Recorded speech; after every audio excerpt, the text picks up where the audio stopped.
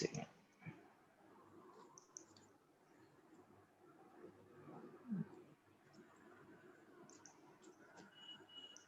Sir offline classes कब से चालू होंगी, कोई न्यूज़ है? 28 अक्टूबर से। 28 से होगा भाई, मैसेज आया था। 28 अक्टूबर से स्टार्ट हो जाएगा। ये लो यार, आप लोगों के सामने ये सॉरी स्क्रीन शेयर हो रखी है ना, दिख रहा है ना सब कुछ? ये क्या हो यस गया? सर। ठीक है,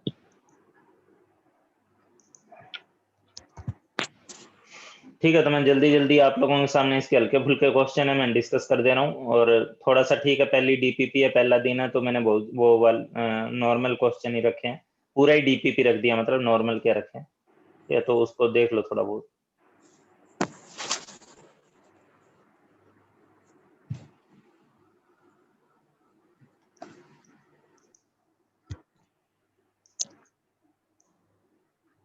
यार ये क्या हो गया है कुछ?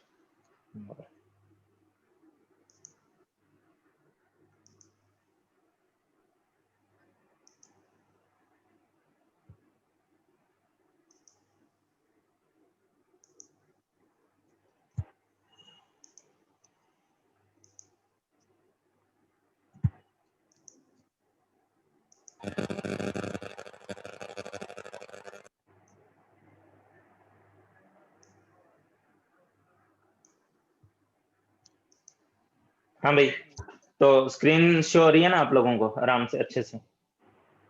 Yes sir. हाँ, तो इसका जो पहला क्वेश्चन है, ये किसी स्टूडेंट की तरफ से आवाज बहुत ज्यादा आ रही है, वो अपने आप को म्यूट कर ले। हाँ भाई, किसी स्टूडेंट का नेटवर्क थोड़ा कमजोर है तो उसकी वजह से शोर ज्यादा हो रहा है, वो म्यूट रखे अपने आप को। बाकी इसके क्वेश्चंस कर लेते हैं अपने जल्दी जल्दी। ठीक है, पहला क्वेश्चन स्क्रीन नहीं शो कर रहा है,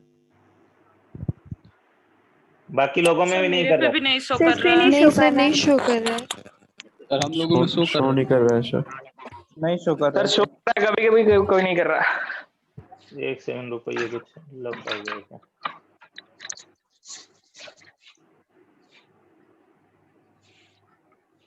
एक मिनट वेट करना।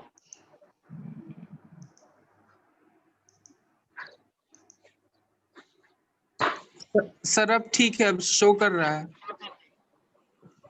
ये नहीं, ये वाली चीज शो कर रही है ना? हाँ सर सर शो कर रहा है। हाँ सर, सर अब है। शो कर रहा है। सही है। सबको कर रहे हैं ना? हाँ ठीक है। Yes yes sir. Sir. Yes yes sir. चलो तो अपने Yes, स्टार्ट yes. करते हैं, और इसमें वो भी देख ले रहा हूँ रिकॉर्डिंग चल रही है या नहीं चल रही है। रिकॉर्डिंग हो रही है? Yes सर, रिकॉर्डिंग हो रही है। चलो फिर ठीक है। हाँ भाई, ये बिल्कुल आसान से क्वेश्चंस हैं यार। पहला, तुम लोग शोर बंद रखो यार, या म्यूट कर लो अपने आप को। जिनका नेटवर्क अच्छा है केवल वही चालू रखें, बाकी लोग म्यूट रखें, क्योंकि उनका बोला हुआ बहुत ज्यादा डिस्टरबेंस क्रिएट करता है। Find out the number of moles in 0.0036 gram of water. ठीक है, तो आप लोगों ने इतना तो पढ़ ही लिया होगा कि मोल निकालने के लिए आप लोग उनको क्या करना होता है। मोल कैसे निकालते हैं हम लोग? तीन चीजें होती है मेन बात, जब हम लोग 11th लेवल पे पढ़ा रहे होते हैं तब की बात कर रहा हूँ। ठीक है, तो मोल्स निकालने के लिए आपको सीधी सी बात है, तीन चीजों के थ्रू हमें मोल निकालने की प्रैक्टिस 11th में सबसे पहले करवाई जाती है। Mass is given. ठीक है, मास इज गिवन। दूसरा क्या हो सकता है? दूसरा आपको दिया जा सकता है number of particle is given. और तीसरी चीज क्या होती है? Volume is given. ठीक है, वॉल्यूम इज गिवन, और वो भी एसटीपी कंडीशन पे, और वो भी किसकी? आइडियल गैस की। ठीक है, आइडियल गैस की वॉल्यूम दी हुई है एसटीपी कंडीशन पे, ये तीन चीजें दी है। तो अगर मास दिया होगा तो मोल कैसे निकालेंगे? गिवन मास अपॉन मोलर मास। ऑब्वियसली बात है, अगर मास दिया हुआ है तो गिवन मास जो भी होगा उसको मोलर मास यानी एक मोल के मास से डिवाइड कर दोगे। एक मोल के मास को गिवन मास को एक मोल के मास से डिवाइड करोगे तो आपके पास मोल निकल कर आएगा। अब ये टारगेट वाले बच्चों को तो बहुत ज्यादा समझाने करने की जरूरत है नहीं इसमें। नंबर ऑफ पार्टिकल दिए हुए हैं तो सीधी सी बात है। ठीक है, आप सबको पता है कि 1 मोल जो होता है इसको हम लोग किससे रिप्रेजेंट करते हैं? Na से। और Na कितने पार्टिकल को रिप्रेजेंट करता है? 6.02 23। एक बात बताओ, आपको हर चीज की अहमियत समझ में आनी चाहिए। मोल क्या चीज है? अगर मैं आपसे बोलूं कि मोल को डिफाइन करो तो आप कैसे डिफाइन करोगे? Sir, one mole is defined as many elementary particles as in the mole 12 gram of है carbon. क्या? है क्या? वन है ट्वेल्थ क्या? Mass of The carbon 12 counting atom. unit. हाँ, यही तो सबसे पहले बोलना चाहिए ना अपने को। मोल क्या है? काउंटिंग यूनिट है। ठीक है यार, मैं फिर कह रहा हूँ, मैं ऐसे बच्चे को बाहर कर दूंगा क्लास से जो जो म्यूट नहीं कर रहा और जिसकी तरफ से शोर बहुत ज्यादा आ रहा हो। म्यूट कर ले जिसकी तरफ से शोर ज्यादा आ रहा है। कई जगह बच्चों का ऐसा हो रहा है कि वो बोल रहे हैं और वो बहुत ज्यादा गूंज रहा है या बहुत इरिटेशन क्रिएट कर रहा है। हाँ भाई, मैंने पहले बोला नेटवर्क जिसका सही हो। अब नेटवर्क सही नहीं है तो मैं क्या कर सकता हूँ? नेटवर्क जिसका सही हो केवल वही चालू रखें, अनम्यूट रखें। हाँ भाई, मॉल की बात कर रहा था। मॉल के अंदर सबसे पहली पॉइंट आप यही डिफाइन करते हो ना, किसी भी जगह आपको डिफाइन करना तो आप सबसे पहले तो यही ना बोलोगे ये काउंटिंग यूनिट है। ठीक है, सबसे पहला पॉइंट ही आपका यही उठना चाहिए चीजें, काउंटिंग यूनिट। जैसे एक दर्जन होता है वैसे ही एक मॉल होता है। ठीक है, अब आप लोग समझदार हो, आपसे मैं पूछना चाहूंगा कि दर्जन भी तो काउंटिंग यूनिट है, तो फिर दर्जन की बजाय हमें मोल जैसी यूनिट क्यों लेनी पड़ रही है? क्योंकि इलेक्ट्रॉन, प्रोटॉन, न्यूट्रॉन की काउंटिंग करते समय काफी सारे बड़े नंबर्स को डील करना होता है, इसलिए। हाँ, तो बात यही है कि हम लोगों को वही बात है ना, हम लोग चीजों को आसान बनाने के लिए काम कर रहे हैं। ठीक है, अब हमें कोई मार्केट में ये तो भेजा नहीं है कि केमिस्ट्री के स्टूडेंट हैं हम लोग, हमसे ये काम तो बोला नहीं गया कि जाके केले खरीद के लाओ या संतरे खरीद के लाओ। ठीक है, केले संतरे खरीदने होते तो ठीक है, मैं जाके उसको बोलता कि 2 दर्जन दे दो, 3 दर्जन दे दो या 1 दर्जन दे दो, जो भी है। ठीक है, लेकिन मेरे को तो एटम मॉलिक्यूल आयन में डील करना है ना, और एटम मॉलिक्यूल आयन के नंबर को डील करना है। तो आप सबको पता होना चाहिए कि एक छोटा सा डॉट भी अगर मैं लगाता हूँ यहाँ पे, तो इस छोटे से डॉट में भी अरबों खरबों एटम्स है। ठीक है, 1 2 5 50 एटम नहीं है, बल्कि अरबों खरबों एटम्स हैं। तो अगर इसको मैं दर्जन में भी रिप्रेजेंट करूंगा तो मेरे को या आपको कोई फायदा नहीं हुआ। ठीक है, हम चीजों को आसान बनाना चाहते हैं, इतना आसान कि हमारे को बोलने में आसानी हो और सामने वाले को सुनने में आसानी हो, समझने में आसानी हो। ठीक है, तो अगर मैं एक एटम के नंबर को दर्जन या मोल में लिखने लगा, सॉरी दर्जन में लिखने लगा, ठीक है, तो मेरे को भी कोई आसानी नहीं है, अभी भी मुझे बहुत बड़े बड़े नंबर को डील करना पड़ेगा। दर्जन में बदल दूंगा तब भी वो नंबर बहुत बड़ा ही रहेगा। ठीक है, तो हम लोग क्या करते हैं, हम लोग इसकी बजाय एटम मॉलिक्यूल आयन के पार्टिकल को काउंट करने के लिए, इलेक्ट्रॉन प्रोटॉन न्यूट्रॉन को काउंट करने के लिए हम लोग किसकी हेल्प लेते हैं? मोल की हेल्प लेते हैं। ठीक है, तो आपको सबसे पहला पॉइंट, बेसिक पॉइंट तो यही समझ में आना चाहिए कि मोल और दर्जन एक ही बात है। बस दर्जन वो 12 को रिप्रेजेंट करता है, मोल जो है वो 6.022 into 10 to the power 23 को रिप्रेजेंट करता है। मोल और दर्जन वैसे अदरवाइज दोनों काउंटिंग यूनिट है। बस ये है कि केले संतरे खरीदने होंगे तो हम दर्जन में बात करेंगे, एटम मॉलिक्यूल आयन की बात करेंगे तो हम लोग मोल में बात करेंगे। ठीक है, हाँ, तो आपको वही है, मोल की बात कर रहे थे, मोल कैसे निकाला जाता है, तो वही है बेसिक लेवल पे, क्योंकि आज पहला लेक्चर है तो बहुत ज्यादा आप ये मत सोचो कि मैं बिल्कुल बस हाई फाई लेवल पे आ जाऊं। तो वही है, मास अगर अपने को दिया हुआ है तो मास दिया हुआ है तो गिवन मास को मोलर मास से डिवाइड कर दोगे। नंबर ऑफ पार्टिकल अगर दिए हुए हैं, ठीक है, तो आपको सीधा सा समझ में नहीं आता क्या? अगर मेरे को 36 केले दे रखे हैं और मेरे को बोलने कितने दर्जन है, तो केले को दर्जन में बदलना आपको कोई मुश्किल है? 36 को दर्जन में बदलना हो, आप सीधे सीधे हर कोई बंदा बोल देगा कि 3 दर्जन है। ठीक है, क्यों? क्योंकि आपको आदत है, बचपन से आप दर्जन वर्ड सुनते आए हो। ठीक है, जबकि मोल हम लोग क्या 9 10th वगैरह में आके सुनते हैं। तो कईयों को क्या है, बस मोल वर्ड ही डरावना लगता है, जबकि मोल में होता कुछ नहीं है। मोल और दर्जन एक जैसी सी टर्म्स हैं। ठीक है, बस वो है कि मोल हम बचपन से सुनते आ रहे हैं तो मोल हमें उतना टिपिकल लगता नहीं है, सॉरी दर्जन हम बचपन से सुनते आते हैं। ठीक है, कई बार हम दुकान पे जाके केले संतरे खरीदते हैं तो वो हमें टिपिकल नहीं लगता है, लेकिन मोल हमें टिपिकल लगता है, क्योंकि आज तक कभी हम दुकान में जाके बोले ही नहीं कि 1 मोल एटम दे दो। ठीक है, तो मोल वर्ड को हम इतना ज्यादा क्या है कि लाइफ में यूज नहीं किया, दर्जन को यूज किया, तो दर्जन हमें आसान लगता है, मोल हमें मुश्किल लगता है। ठीक है, तो मोल कंसेप्ट या मोल की सीधी सी बात करें तो मोल का आइडिया तो हर बच्चे को होता है कि मोल एक काउंटिंग यूनिट है। मोल, एक मोल जो होता है वो 6.022 into 10 to the power 23 particle को रिप्रेजेंट करता है, और ये दर्जन की तरह एक यूनिट है, बस इतनी सी बात है। ठीक है, हाँ, नंबर ऑफ पार्टिकल अगर मुझे दिए हो तो दर्जन में बदलने के लिए आपने क्या किया, 36 को 12 से डिवाइड किया। तो उसी तरह अगर नंबर ऑफ पार्टिकल दिए होंगे मेरे को और उसे अगर मुझे किस में बदलना है, मोल में बदलना है, तो यहाँ 12 से डिवाइड किया है, यहाँ पे हम किससे डिवाइड करेंगे? एन से डिवाइड करेंगे। ये बात भी आप सभी जानते हो कि एसटीपी कंडीशन पे 1 मोल गैस की, आइडियल गैस की वॉल्यूम कितनी होती है? 22.4 लीटर।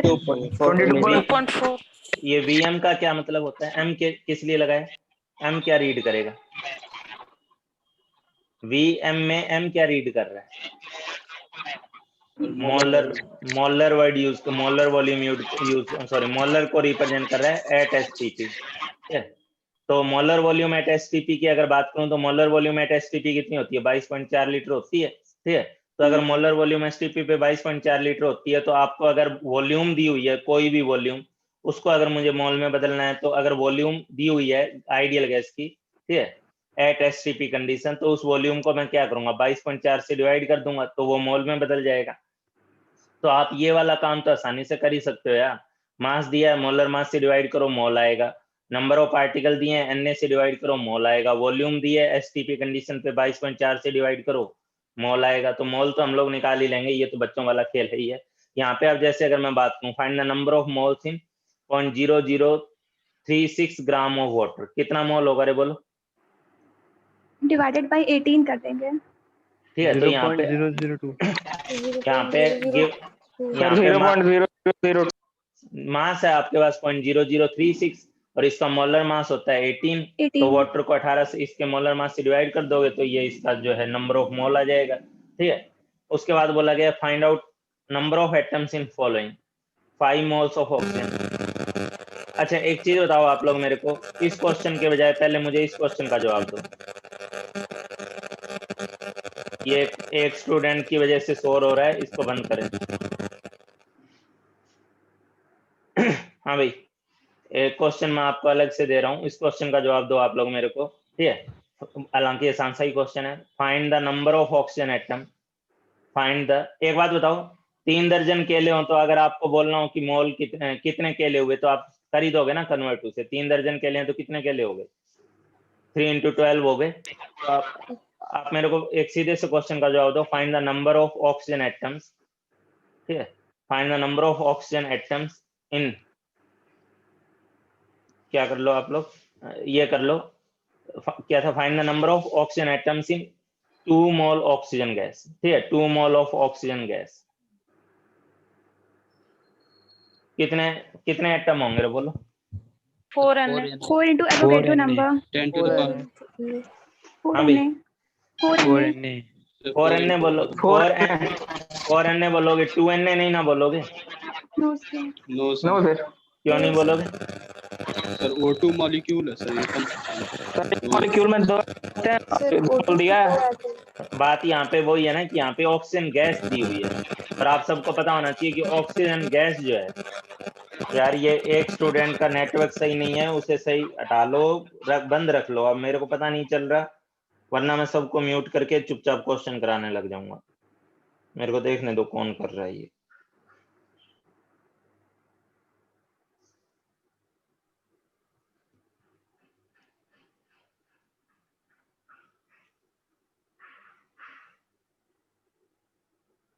एक मिनट वेट करना।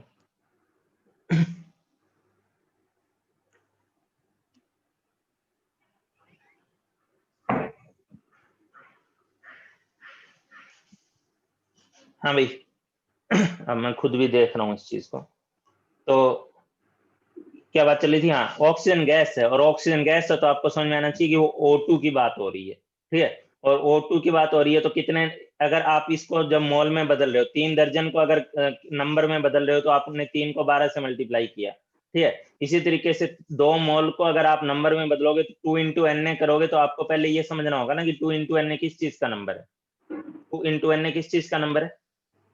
ऑक्सीजन मॉलिक्यूल का। ये ऑब्वियस ही बात है, आपको मोल, आपको O2 के मोल दिए हुए थे, आप उसको 2 से मल्टीप्लाई करोगे, Na से मल्टीप्लाई करोगे, तो O2 के ही नंबर ना आएंगे। और O2 क्या चीज है? मॉलिक्यूल है। ठीक है, तो ये तो मेरे पास नंबर ऑफ मॉलिक्यूल हुआ। और अगर ये नंबर ऑफ मॉलिक्यूल हुआ, तो अब अगले स्टेप में मुझे क्या निकालना है? नंबर ऑफ एटम निकालने हैं। तो नंबर ऑफ ऑक्सीजन एटम, अब उसके लिए क्या ही करना है, एक O2 में कितने ऑक्सीजन एटम है वो आपको हर किसी को दिखता है। O2 के अंदर ऑब्वियस बात है 2 एटम है एक के अंदर। अब एक में अगर 2 एटम है एक मॉलिक्यूल में, तो 2 Na में कितना हो जाएगा? 2 Na × 2, ठीक है, 4 Na। ये मैंने किस लिए करवाया क्वेश्चन, क्योंकि कुछ बच्चे इसका भी जवाब जो है वो 2 × Na दे देते। ठीक है, क्लास में तो होता है, और मैं अक्सर बच्चों की कॉपी पे इसके बाद नालायक लिखवाता हूँ। ठीक है, तो 2 into n मेरे को अक्सर बच्चे जवाब देते हैं, मजाक नहीं है, क्लास में मेरे को क्लासरूम एक्सपीरियंस है इस चीज का।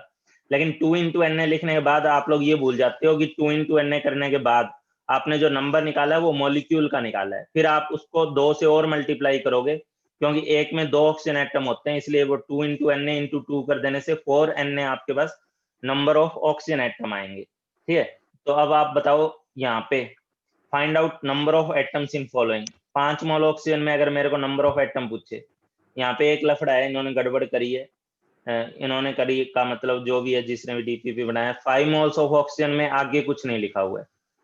ठीक है, तो यहाँ पे ऑब्वियस बात है दिया जाना चाहिए था, चलो मैं इसको एटम ही मान ले रहा हूँ। तो 5 मोल ऑक्सीजन एटम में कितने एटम होंगे?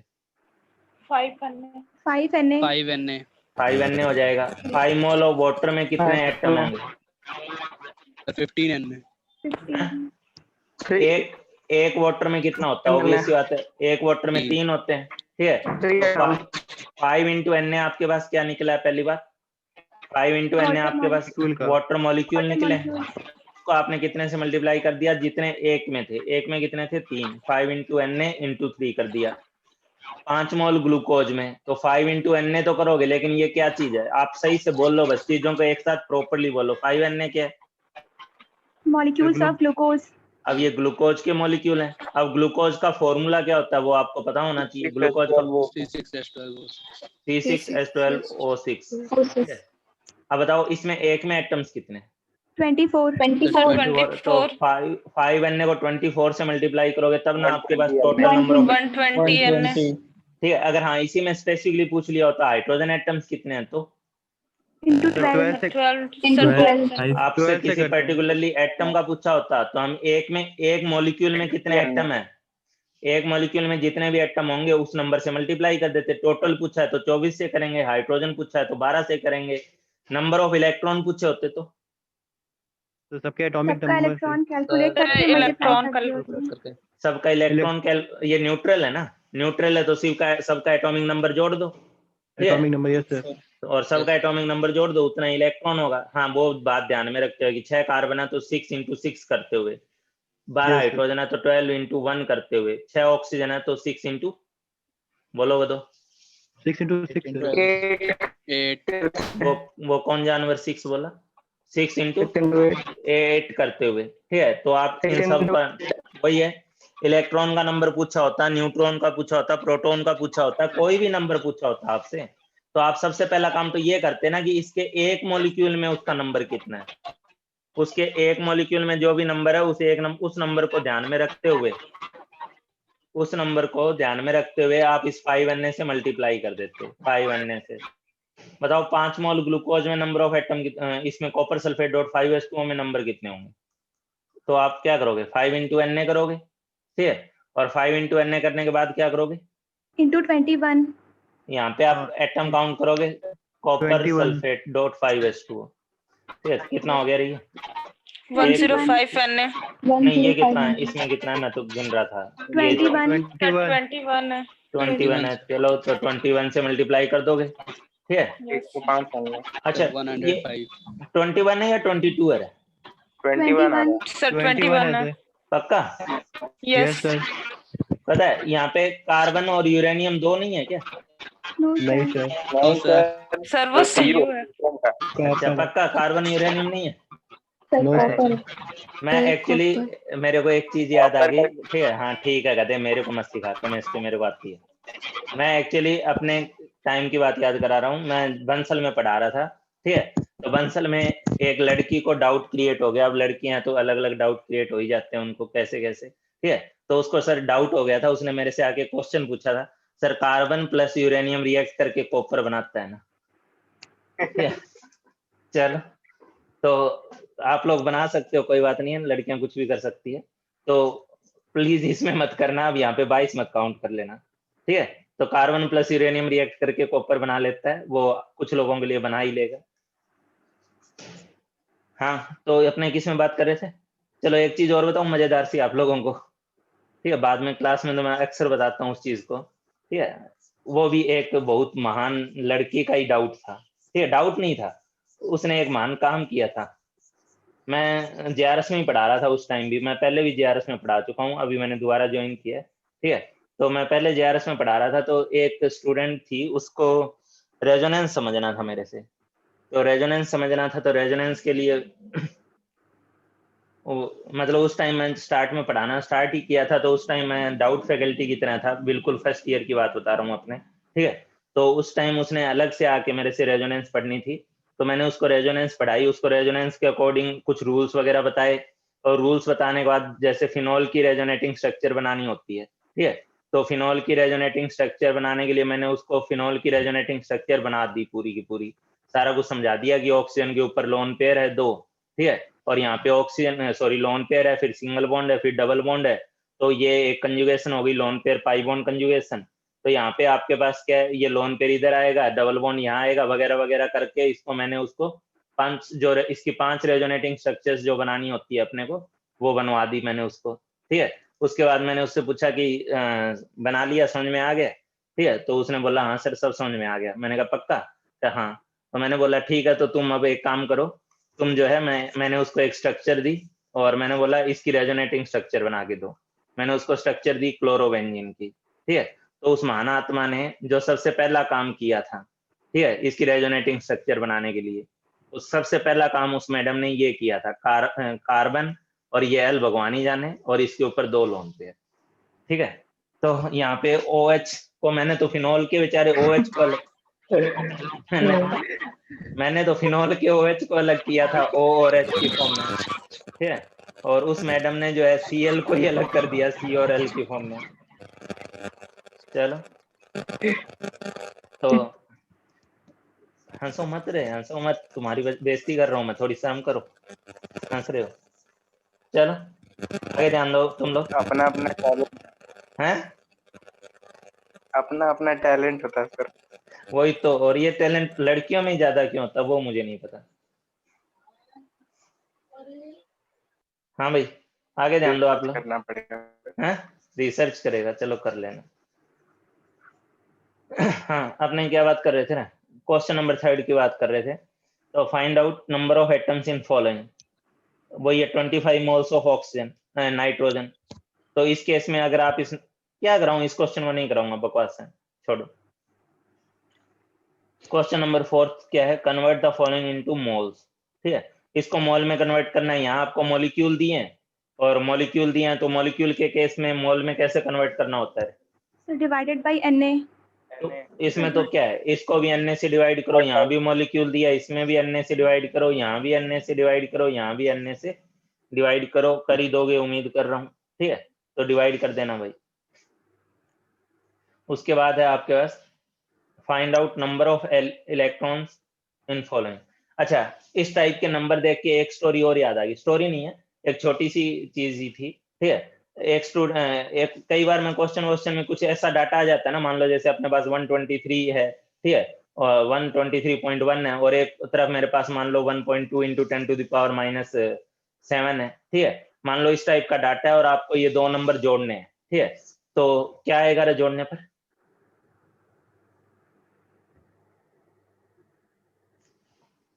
लगभग वही आ जाएगा 1 2 3 1। ठीक है, तो मैं अब स्टूडेंट का बता रहा हूँ, ठीक है, और ये भी बहुत सारे स्टूडेंट करते हैं, खासतौर पे PMT वाले स्टूडेंट तो बहुत करते हैं, ठीक है। उनका तो मैथ तुम्हें पता ही है माशाल्लाह होता है कैसा होता है, ठीक है। तो 123.1 और 1.2 इंटू 10⁻⁷ इसको जोड़ना होता है, तो वो जोड़ते कैसे हैं? वो जोड़ेंगे यहाँ 0.3, यहाँ पे 4, तो 124.3 इंटू 10⁻⁷। गजब, जुड़ गया, ठीक है। हंसमत, तुम करेगी ऐसा, पक्का करेगी? नंबर का तो अस्तित्व ही खत्म हो गया। गजब ही कर देते हैं, पावर पुअर का तो मतलब ही नहीं लेते ना। उसमें डिवाइड में भी वो मान काम करते हैं, डिवाइड करने के दौरान भी वो गजब गजब काम कर देते हैं। चलो चलो, इसमें तो आपको मॉलिक्यूल दिए थे, Na से डिवाइड कर दो, काम खत्म हो गया, ठीक है। क्वेश्चन नंबर 5 की बात करते हैं। Find out the number of electrons in following. तो इसमें आपको एक्स्ट्रा स्टेप क्या करना होगा? इलेक्ट्रॉन से मल्टीप्लाई करके हमने आपको हर चीज में मॉलिक्यूल में नंबर ऑफ इलेक्ट्रॉन करना होगा। वो आपको बस इतना अलग करना होगा कि हर मॉलिक्यूल में अलग से आपको जो है नंबर ऑफ इलेक्ट्रॉन निकालना होगा, ठीक है। वाटर में कितना इलेक्ट्रॉन होगा रे गधे? So 10 sir electrons. 10 1 into 2 plus 10 electrons. 10 गलत लिख दिया, 10 टोटल लिखना था। हाँ, तो ये 1 into 2 plus 8 टोटल मिला के अपने पास कितने इलेक्ट्रॉन हो गए? 10 हो गए। ठीक है, दूसरे में भी हमें वोटरी दिया है। तीसरे केस में कार्बन डाइऑक्साइड में कितने इलेक्ट्रॉन होंगे? 22 electrons. कितने होंगे? कार्बन के अंदर वही 6 हो गए और ऑक्सीजन में 22 इलेक्ट्रॉन हो गए और ऑक्सीजन में कितने हो जाएंगे? इको हो रहा है। 8 into 2 यानी 16 हो गए। ठीक है, तो इस तरीके से, ठीक है, तो आपको बस यही तो करना है। जैसे अब इसके अंदर, अरे यार ये स्टूडेंट की अपनी रिस्पॉन्सिबिलिटी है कि वो जिसकी तरफ से शोर आ रहा है वो म्यूट कर ले, पता भी नहीं चल रहा ना सही से। हाँ भाई, कार्बन डाइऑक्साइड की बात करें तो कार्बन डाइऑक्साइड के अंदर आपके पास सीधी सी बात है, पहले इसको 0.0024 को Na से मल्टीप्लाई करोगे। ये नंबर क्या हुआ तुम्हारे पास? ये नंबर क्या हुआ आपके पास? ये नंबर ऑफ मॉलिक्यूल, ठीक है, ये CO2 के मॉलिक्यूल हुए। अब एक मॉलिक्यूल में आप नंबर ऑफ इलेक्ट्रॉन निकाल चुके हो कि 22 होते हैं, तो अगर एक मॉलिक्यूल में 22 होते हैं तो 0.0024 इंटू Na में कितने हो जाएंगे? इसको आप किससे मल्टीप्लाई कर दोगे? 22 से मल्टीप्लाई कर दोगे। ठीक है, चलो अच्छा, एक हल्का सा क्वेश्चन मैं आपसे अलग पूछ रहा हूँ, ठीक है, उसका जवाब दो आप लोग। ये तो नॉर्मल सा क्वेश्चन है, ये भी आप लोग कर लोगे। ये 11th वाले बच्चों के लिए करवाता हूँ मैं, ठीक है ना, आप टारगेट वालों के लायक ही नहीं है ये क्वेश्चन। तो एक हल्के से क्वेश्चन का जवाब दो आप मेरे को, वो भी बच्चों वाला क्वेश्चन है। 11th में जब बच्चे आते हैं तो मैं उनसे चेक करता हूँ कि कितने लोग 9th 10th अच्छे से पढ़ कर आए हैं। ठीक है, ए डाइवेलेंट कैटायन इज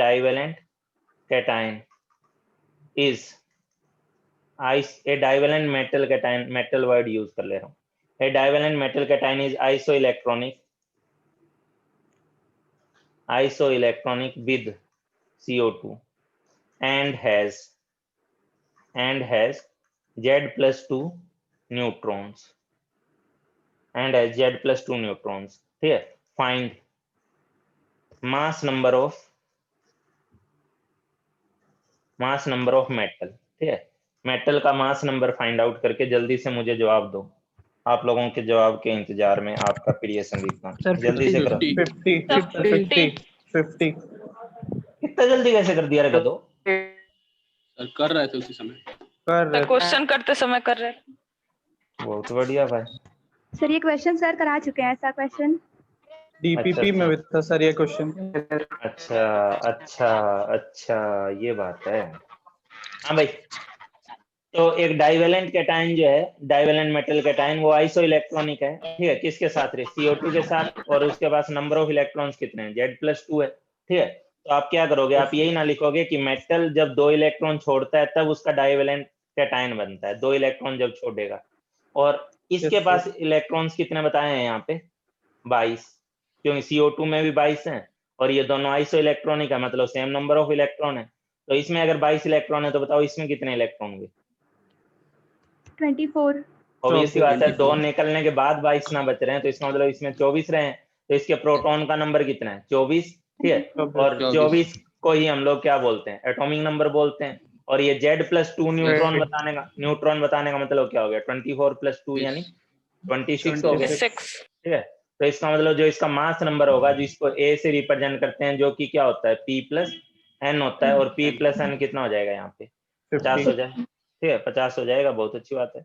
चलो अब अपने आगे आते हैं। उसके बाद बोला गया what is the mass of 5 sodium atoms in AMU। एक बात बताओ, हीलियम का जो मास होता है, ठीक है, वो कई जगह 4 मतलब जो आप लोग पीरियोडिक टेबल वगैरह उठाओगे, ठीक है। अच्छा एक बात बताओ, पहले तो मास नंबर और एटॉमिक मास सेम होता है या अलग अलग होता है? सर अलग अलग होता है। अलग-अलग। सच्ची? Yes sir. तो हीलियम का मास नंबर भी मैं 4 ही पढ़ता हूँ, एटॉमिक मास भी 4 ही पढ़ता हूँ मैं तो।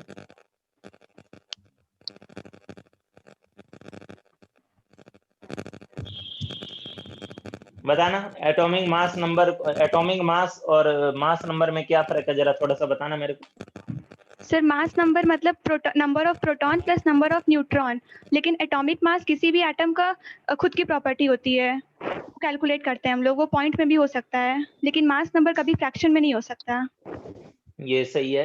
देखो साइंटिस्ट लोगों ने ऐसा जुगाड़ बनाया, ऐसी यूनिट बैठाई, ठीक है, उन्होंने यूनिट ऐसी बिठाई मास को, एटॉमिक मास को कैलकुलेट करने की, एएमयू यूनिट, ठीक है, कि आपके पास एटॉमिक मास जो होता है और जो मास नंबर होता है, ठीक है, वो उस यूनिट में बराबर आता है। जैसे एएमयू में हीलियम का एटॉमिक मास कितना है, एएमयू में 4 है, ठीक है, तो उसका जो मास नंबर है वो भी 4 है। तो वो उनकी ऐसी जुगाड़ है ना कि उन्होंने ऐसा जुगाड़ बना लिया, यूनिट ऐसी ले ली कि जिसके चलते कई लोग कंफ्यूज रहते हैं कि एटॉमिक मास और मास नंबर सेम है।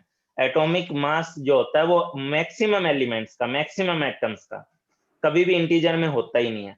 जैसे आप हीलियम का लेते हो तो हीलियम का मास 3.999 मिल जाएगा या 4.001 मिल जाएगा, एग्जैक्ट 4 या एग्जैक्ट ये 4 नहीं होता है, ठीक है। हाँ, मास नंबर जो होगा वो एग्जैक्ट 4 होगा, क्योंकि मास नंबर तो directly sum of neutron and proton होता है, ठीक है। ये जो एटॉमिक मास हम 4 लिखते हैं वो उसका एक बिल्कुल अप्रोक्स में करके लिखते हैं, वरना इसको 3.999 या 4.001 कुछ भी होगा, मुझे एग्जैक्टली याद नहीं है, ठीक है। लेकिन मैं ये कहना चाह रहा हूँ कि एटॉमिक मास जो होता है ना मैक्सिमम एटम्स का, मैक्सिमम का, कोई 1-2 का नहीं, वो किसी का भी आपको इंटीजर में नहीं मिलेगा, क्लोज टू इंटीजर जरूर मिलेगा, ठीक है। क्लोज टू इंटीजर में भी किसके इंटीजर क्लोज, जो उसका मास नंबर है उसके क्लोज मिलेगा, ठीक है, मास नंबर के क्लोज मिलेगा। लेकिन एटॉमिक मास और मास नंबर में थोड़ा सा फर्क होता है, दोनों की डेफिनेशन में भी फर्क है, ठीक है। एटॉमिक मास को कैसे डिफाइन करते हो आप लोग? चलो मैं 1 मिनट अपना थोड़ा सा टाइम लेता हूँ आप लोगों का, यहाँ पे भी थोड़ा सा, ठीक है, फर्स्ट लेक्चर है, झेल लो यार मेरे को। तो क्या कह रहा था मैं कि हीलियम की बात करते हैं अपने। तो हीलियम का जो मास नंबर या मास, एटॉमिक मास, पीरियोडिक टेबल वगैरह हम देखोगे 4, ठीक है। तो क्या हीलियम का जो एक एटम होता है, अगर मैं आपसे उस एक एटम का मास पूछूं, हीलियम के एक एटम का मास, ठीक है, तो हीलियम के एक एटम का मास कितना होता है, 4 एमयू या 4 ग्राम? 4 AMU। एएमयू में होता है। ठीक है, आप लोगों वो ये टारगेट में आ चुके हो, आपको आइडिया फिर भी मैं बोलना चाहूंगा, ठीक है। एक एटम क्या हमें आंख से भी दिखाई देता है? No sir. No sir. No sir. तो जो बाकी लोग सुन रहे हैं, जो नहीं जवाब दे रहे हैं, वो भी सुन लें, तो उनमें भी कई गधे ऐसे होंगे जो एक एटम का मास 4 ग्राम बता देंगे, ठीक है। तो मैं ये कहना चाह रहा हूँ कि एक एटम जो आंख से दिखाई तक नहीं देता, ठीक है, वो उसका मास अगर 4 ग्राम होने लगा, चलो ऑक्सीजन का तो इसका तो एक एटम है, ऑक्सीजन के एक मरकरी का एक एटम का मास 200 होता है, ठीक है, 200। तो इसका मतलब क्या, मरकरी का जो एक एटम होगा, ठीक है, मरकरी का, क्या वो 200 ग्राम हैवी होगा? एक एटम जो आंख से दिखाई नहीं दे रहा उसका मास 200 ग्राम हो जाएगा, ठीक है। हीलियम का अगर एक एटम 4 ग्राम जितना भारी होने लगा ना, तो मेरा जो मास है या तुम लोगों का जो मास है वो इस धरती के मास का कई हजार लाख गुना ज्यादा होगा, लाख हजार में भी मैं कम बोल रहा हूँ, ठीक है। मतलब आपका जो मास होगा वो इस धरती, पता नहीं यूनिवर्स के मास को बराबर ना पहुंच जाए, मेरे को एग्जैक्ट मास यूनिवर्स का पता नहीं है, ठीक है, लेकिन वही है कि इसका मास जो होगा वो बहुत हाई हो जाएगा, ठीक है। तो एक एटम का मास जो होता है, जो एक आंख से दिखाई तक नहीं दे रहा है, ठीक है, उसका मास इतना हैवी नहीं होता है, दो ये 4 ग्राम, 10 ग्राम, 50 ग्राम, ये एक एटम का मास कभी हो ही नहीं सकता, ठीक है। एक मोल एटम की अगर बात करोगे ना, एक मोल एटम यानी कितना, 6.022 इंटू 10 टू द पावर 23। पहली बात तो 10 टू द पावर 23 फिगर को अपने दिमाग में इमेजिन करो, इस नंबर से थोड़ा सा अपने आप दिमाग में कुछ लाओ, ठीक है। 10 टू द पावर 23 यानी एक के आगे जीरो लगाने लगोगे ना तो हाथ दुखने लगेंगे, इतने जीरो लगाने हैं, ठीक है। तो 6.022 into 10 to the power 23 atoms, इतने लार्ज नंबर में जब एटम्स होंगे, उसको जब आप तराजू पे रखोगे ना, इतने सारे एटम्स को, तब जाके उसका मास कितना बनेगा, 4 ग्राम बनेगा। ये गलत नहीं है कि मास 4, हीलियम का मास आप 4 ग्राम भी लिखते हो, 4 एमयू भी लिखते हो, लेकिन ग्राम जब लिख रहे होते हो तो ग्राम में आपको एक बात और ध्यान देनी होती है कि वो 4 ग्राम पर मोल होता है, ठीक है। वो मास 4 ग्राम में भी लिख सकते हो, लेकिन 4 ग्राम पर मोल में लिखना होगा, ठीक है। तो आप यहां से भी एक आइडिया लगा सकते हो कि एक अकेले एटम का मास कितना रहा होता, ठीक है, एक अकेले एटम का मास कितना रहा होता जब 6.022 into 10 to the power 23 number of atoms का मास, इतने ज्यादा एटम्स का मास जाकर के सिर्फ 4 ग्राम बन रहा है, ठीक है। तो एक एटम का मास क्या रहा होगा, आप फील कर सकते हो ना, ठीक है। अब दूसरी बात क्या होती है, अच्छा एक बात बताओ, क्या मैं एक एटम का मास ग्राम में लिख सकता हूँ? यस लिखने को तो लिख तो सकता ही हूँ ना, उसमें कौन सी बड़ी बात है, वो तो लिख ही सकते हैं, ठीक है। तो हम क्या करते हैं, 4 बाई क्या करेंगे, Na So 1.66 So 10⁻²⁴ मतलब इसके हिसाब से बात करूं तो सीधा सा यही हुआ ना कि n एटम्स का मास जो है वो 4 ग्राम है, तो ये कितना, एक एटम का मास अगर ग्राम में लिखना होगा तो 4/n ग्राम होगा, ठीक है। हाँ, एक एटम का मास जब आपको बताना होता है, एक एटम का मास, तो हमारे पास क्या होता है, 4 AMU में बताते हैं। एक एटम का मास हम किस यूनिट में बताते हैं, AMU में, ठीक है। देखो यार एक बात सुनो, ठीक है, आपके पास 1000 ग्राम कोई चीज है, 1000 ग्राम चीज ग्राम है, ठीक है, तो आप उस चीज को सीधा सीधा क्या लिखना पसंद करोगे, 1000 ग्राम बोलने के बजाय आप उसको क्या बोलना पसंद करोगे, 1 kg बोलना पसंद करोगे ना, ठीक है। अच्छा, अगर यही चीज आपके पास क्या होती, मान लो, ठीक है, यही चीज आपके पास या कुछ ऐसी चीज होती है आपके पास 0.02 ये मान लो 0.02 मीटर दिया होता आपको, तो 0.02 मीटर की बजाय आप उसको 2 सेंटीमीटर बोलना पसंद करते हैं या नहीं करते, ठीक है। yes sir. तो एक आदमी की नेचर होती है कि मैंने बोला ना कि हम वो जानवर कैटेगरी में, भले ही कहने को लोग बोल देते हैं कि हाँ आदमी भी जानवर ही है, ठीक है, लेकिन हम लोग समझदार हैं। हम क्या चाहते हैं, हम चाहते हैं कि कोई भी फिगर को जब हम रिप्रेजेंट करते हैं, कोई भी फिगर को, ठीक है, तो उस फिगर को एक्सप्रेस करने के दौरान हम जनरली ये चाहते हैं, हमारा माइंड ये चाहता है कि हम उस फिगर को 1 से 100 के बीच में रिप्रेजेंट करें, ठीक है, 1 से 100 के बीच में रिप्रेजेंट करें, ठीक है। तो कोई भी क्वांटिटी जो होती है, कोई भी क्वांटिटी आप लेते हो तो उसके दो चीजें होती हैं, एक तो उसकी न्यूमेरिक वैल्यू होती है और दूसरा उसका क्या होता है, यूनिट होता है, ठीक है। तो एक न्यूमेरिक वैल्यू होती है, एक उसकी यूनिट होती है, ठीक है।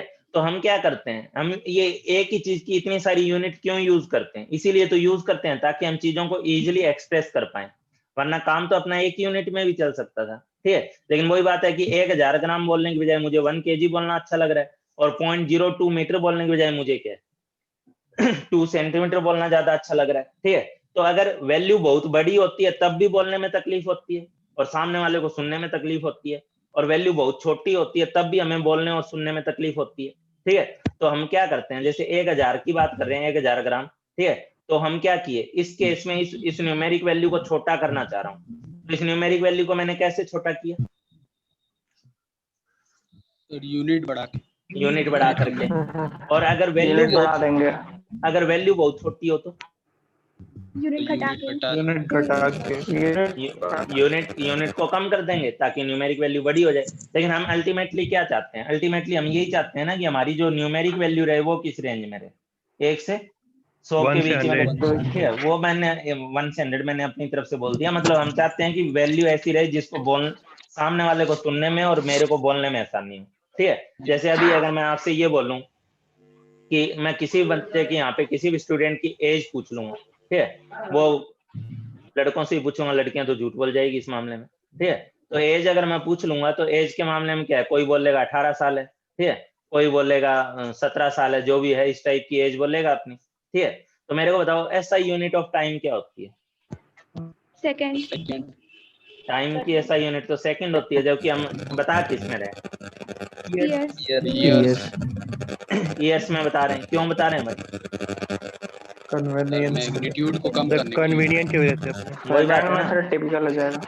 वो ऑब्वियस बात है। अगर मैं इस वैल्यू को, ठीक है, ईयर की बजाय सेकंड में बताने लगा तो मैं जो बोल लूंगा, पहली बात तो मुझे भी बोलने के अंदर ही मेरा 1-2 सेकंड चेंज हो जाएगा, ठीक है। दूसरी बात, मैं जो बोल लूंगा सामने वाले को फिर भी समझ में नहीं आएगा कि यार ये बोल कितना गया, ठीक है। तो ऑब्वियस बात है कि हम इस चीज के लिए ईयर यूज कर रहे हैं। यही अगर हम लोग एक छोटी सी रेस ले रहे होते हैं, 100 सेंटीमीटर 100 मीटर की जो भी रेस होती, ठीक है, तो क्या उस रेस के टाइम को हम लोग ईयर में एक्सप्रेस कर रहे होते हैं, ऑब्वियसली बात है नहीं कर रहे होते, ठीक है।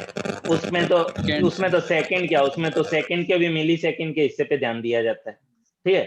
तो वो तो डिपेंड करता है ना सिचुएशन के अकॉर्डिंग कि हमें कौन सी यूनिट यूज करनी है। अब एनर्जी की यूनिट क्या होती है, जूल होती है, ठीक है। लेकिन पूरे एटॉमिक स्ट्रक्चर में आप एनर्जी की कौन सी यूनिट को ज्यादा प्रेफर करके चलते हो, कौन सी यूनिट में इलेक्ट्रॉन वोल्ट। वो क्यों कर रहे होते हैं हम, ठीक है, ये सब कुछ हम क्यों कर रहे हैं, क्योंकि हम लोगों को उस चैप्टर में पूरे एटॉमिक स्ट्रक्चर में फोटोन की एनर्जी को डील करना होता है, और एक फोटोन की जो एनर्जी होती है, एक सिंगल फोटोन की एनर्जी, ठीक है, वो 10⁻⁻18 जूल के ऑर्डर में आती है, 10⁻⁻18 जूल के ऑर्डर में आती है, ठीक है, तो इसलिए हम लोग इसको किस फॉर्म में ज्यादातर एक्सप्रेस करते हैं,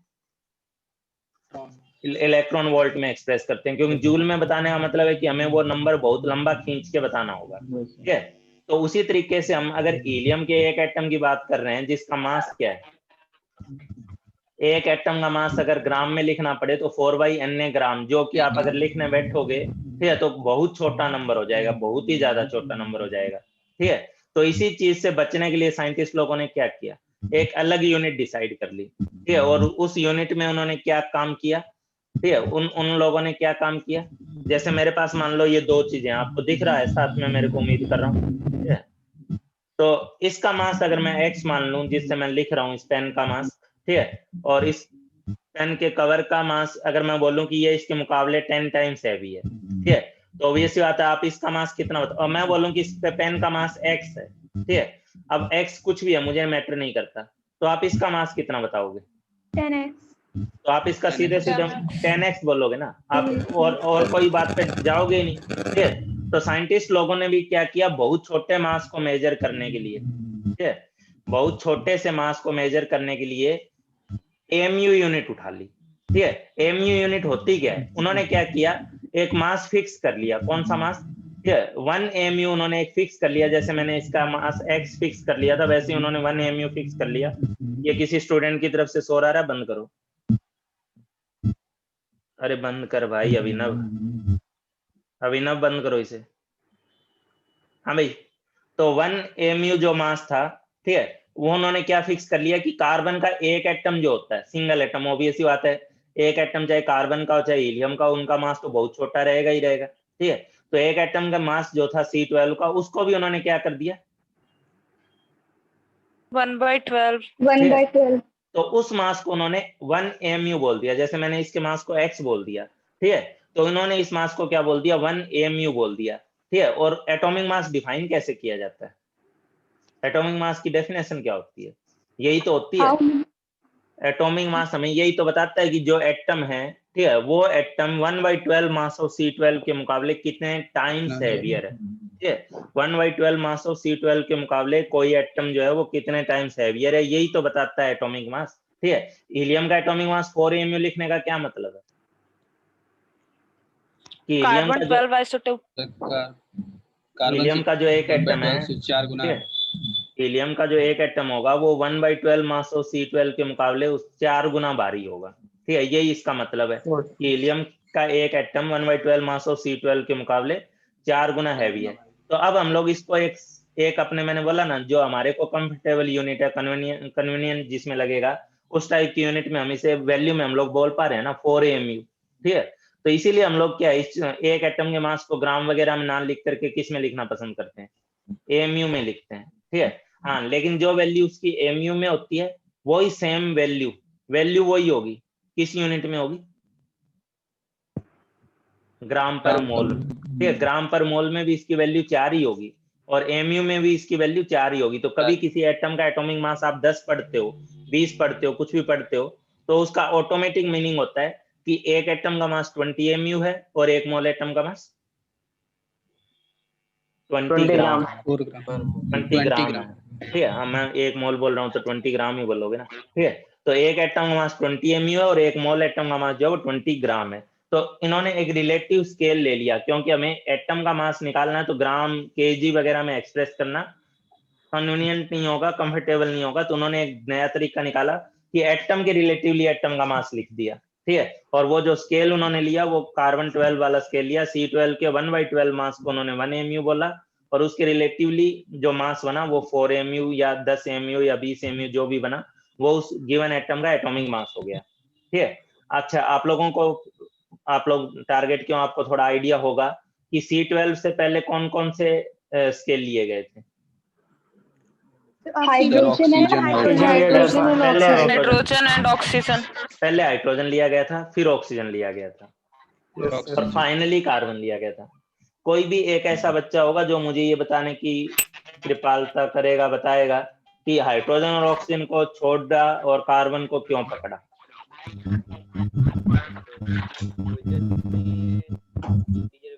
सर हाइड्रोजन स्केल से ज्यादातर एटॉमिक मासेस फ्रैक्शन में आ रहे थे। तो फ्रैक्शन में तो कार्बन के रिलेटिवली भी आएगा, ठीक है। लेकिन उसके कंपेयर कम आएगा। हाँ, ये देखो, अब देखो मान लो तुमने तीन चीजों की रिलेटिवली वैल्यू कैलकुलेट की, ठीक है। अब इन अनुभव मैं तुम्हें बाहर कर दूंगा, तुम साइलेंट रखो, तुम्हारी तरफ से ये शोर हो रहा है। हाँ भाई, तो आप हाइड्रोजन या ऑक्सीजन को लेते हो, तो हाइड्रोजन ऑक्सीजन के रिलेटिवली अगर मैं बात करूं तो मान लो कल को मान लो आपने 3 स्केल ले लिए, एक के रिलेटिवली कुछ वैल्यू आ रही है 4.003 आ रही है, एक के रिलेटिवली 4.002, बहुत ज्यादा फर्क नहीं आता है, बहुत माइन्यूट सा फर्क आता है, 4.001 आ रही है। तो ऑब्वियस सी बात है, कौन से वाला स्केल ज्यादा अच्छा रहेगा? 4.001 जिसमें ज्यादा क्लोज होगा, जिसमें जितना ज्यादा क्लोज टू इंटीजर आएगा, मैंने बोला ना एग्जैक्टली इंटीजर तो आएगा ही नहीं, ये बात तो दिमाग से निकाल दो, ठीक है। तो जितना वो क्लोज टू इंटीजर आएगा उतना वो जो स्केल है वो उतना ज्यादा अच्छा है, ठीक है। हाइड्रोजन ऑक्सीजन में ऐसा नहीं था कि वैल्यू बहुत ज्यादा फ्रैक्शन में चली जाती थी, बहुत ज्यादा दूर चली जाती थी, बहुत ज्यादा दूर भी नहीं जाती थी। ये 4.001 है तो ये 4.0012 आ जाता, 13 आ जाता, ऐसा कुछ आ जाता, इतना फर्क पड़ता बस, ठीक है। तो फिर भी हम लोगों ने क्या है, साइंटिस्ट लोगों ने ज्यादा एक्यूरेट स्केल को लिया और वो वाला स्केल उनको कौन सा लगा? कार्बन वाला स्केल लगा, ठीक है। तो कार्बन वाला स्केल उनको ज्यादा एक्यूरेट लगा, इसीलिए इसको 1/12 मास ऑफ C12 वाले स्केल को उठाया गया, जो कि कितना बनता है 1 AMU रख दिया और उसके रिलेटिवली बोलने लगे कि कितना मास किसका होगा, ठीक है। अच्छा एक बात बताओ, ये 4 AMU कितने का मास है? Sir 1 helium atom. और 4/Na ग्राम किसका मास है? Sir 1 helium atom. दोनों एक एटम का मास है ना, एक ठीक है। Yes sir. दोनों एक Yes, एटम का मास है, तो मैं लिख सकता हूँ ना 4 AMU बराबर 4/Na ग्राम लिख सकता हूँ, Yes. दोनों है तो एक ही एटम का मास। अब 4 से 4 अगर कैंसिल कर दिया जाए तो 1 AMU किसके बराबर आ रहा है? 1/Na ग्राम। तो ये चीज आप सबकी रटी हुई है कि 1 AMU जो होता है वो कितने ग्राम के बराबर होता है? कितने ग्राम के बराबर होता है? 1.6 into 10 to the power Six. minus 27 पहले तो सीधी बात बोलो ना, 1 AMU जो होता है वो 1/Na ग्राम। वो 1/Na ग्राम के बराबर होता है, ठीक है। Yes, sir. पहला तो सीधा सा जवाब होता है कि 1 AMU बराबर 1/Na ग्राम होता है, और जब Na की वैल्यू से आप इसको डिवाइड कर देते हो तो ये कितना आता है 1.66 1.66 into 10 into to 10 to the power minus 24 ग्राम, 24 ठीक ग्राम। है। तो 1 AMU बराबर 1/Na ग्राम या 1.66 into 10 to the power minus 24 ग्राम, ये आप लोगों का जो है जवाब हो जाएगा। चलो ठीक है, उसके बाद अपने आगे बात करते हैं। किसकी बात चल रही थी? हाँ, क्वेश्चन नंबर 6 पे बात कर रहे थे। तो वही एटॉमिक मास AMU में क्या होता है, ग्राम में क्या होता है, इन सब का मीनिंग क्या होता है वो मैंने एक्सप्लेन कर दिया। अब मैं आप लोगों से ये हल्के फुल्के क्वेश्चन बता दे रहा हूँ। What is mass of 5 sodium atoms in AMU? 5 sodium atom का मास AMU में कितना होता है? तो एक एटम का मास सोडियम का कितना होता है? 23 होता है, ठीक है। तो 5 का कितना हो जाएगा? 23 into 5 into 23. ठीक है, 23 into 5 हो जाएगा AMU में। ग्राम में कितना होगा रेनलाइट? इसके डिवाइडेड बाय Na कर देंगे। 1/Na या तो आप डिवाइड बाय Na कर दो, Into 1.66 या आप into 10 23 into power 5 into 1.66 into 10 to the power minus 24। अच्छा, इसमें कितने ऐसे स्टूडेंट होंगे जो लास्ट ईयर भी JRS में थे 11-12 फाउंडेशन के?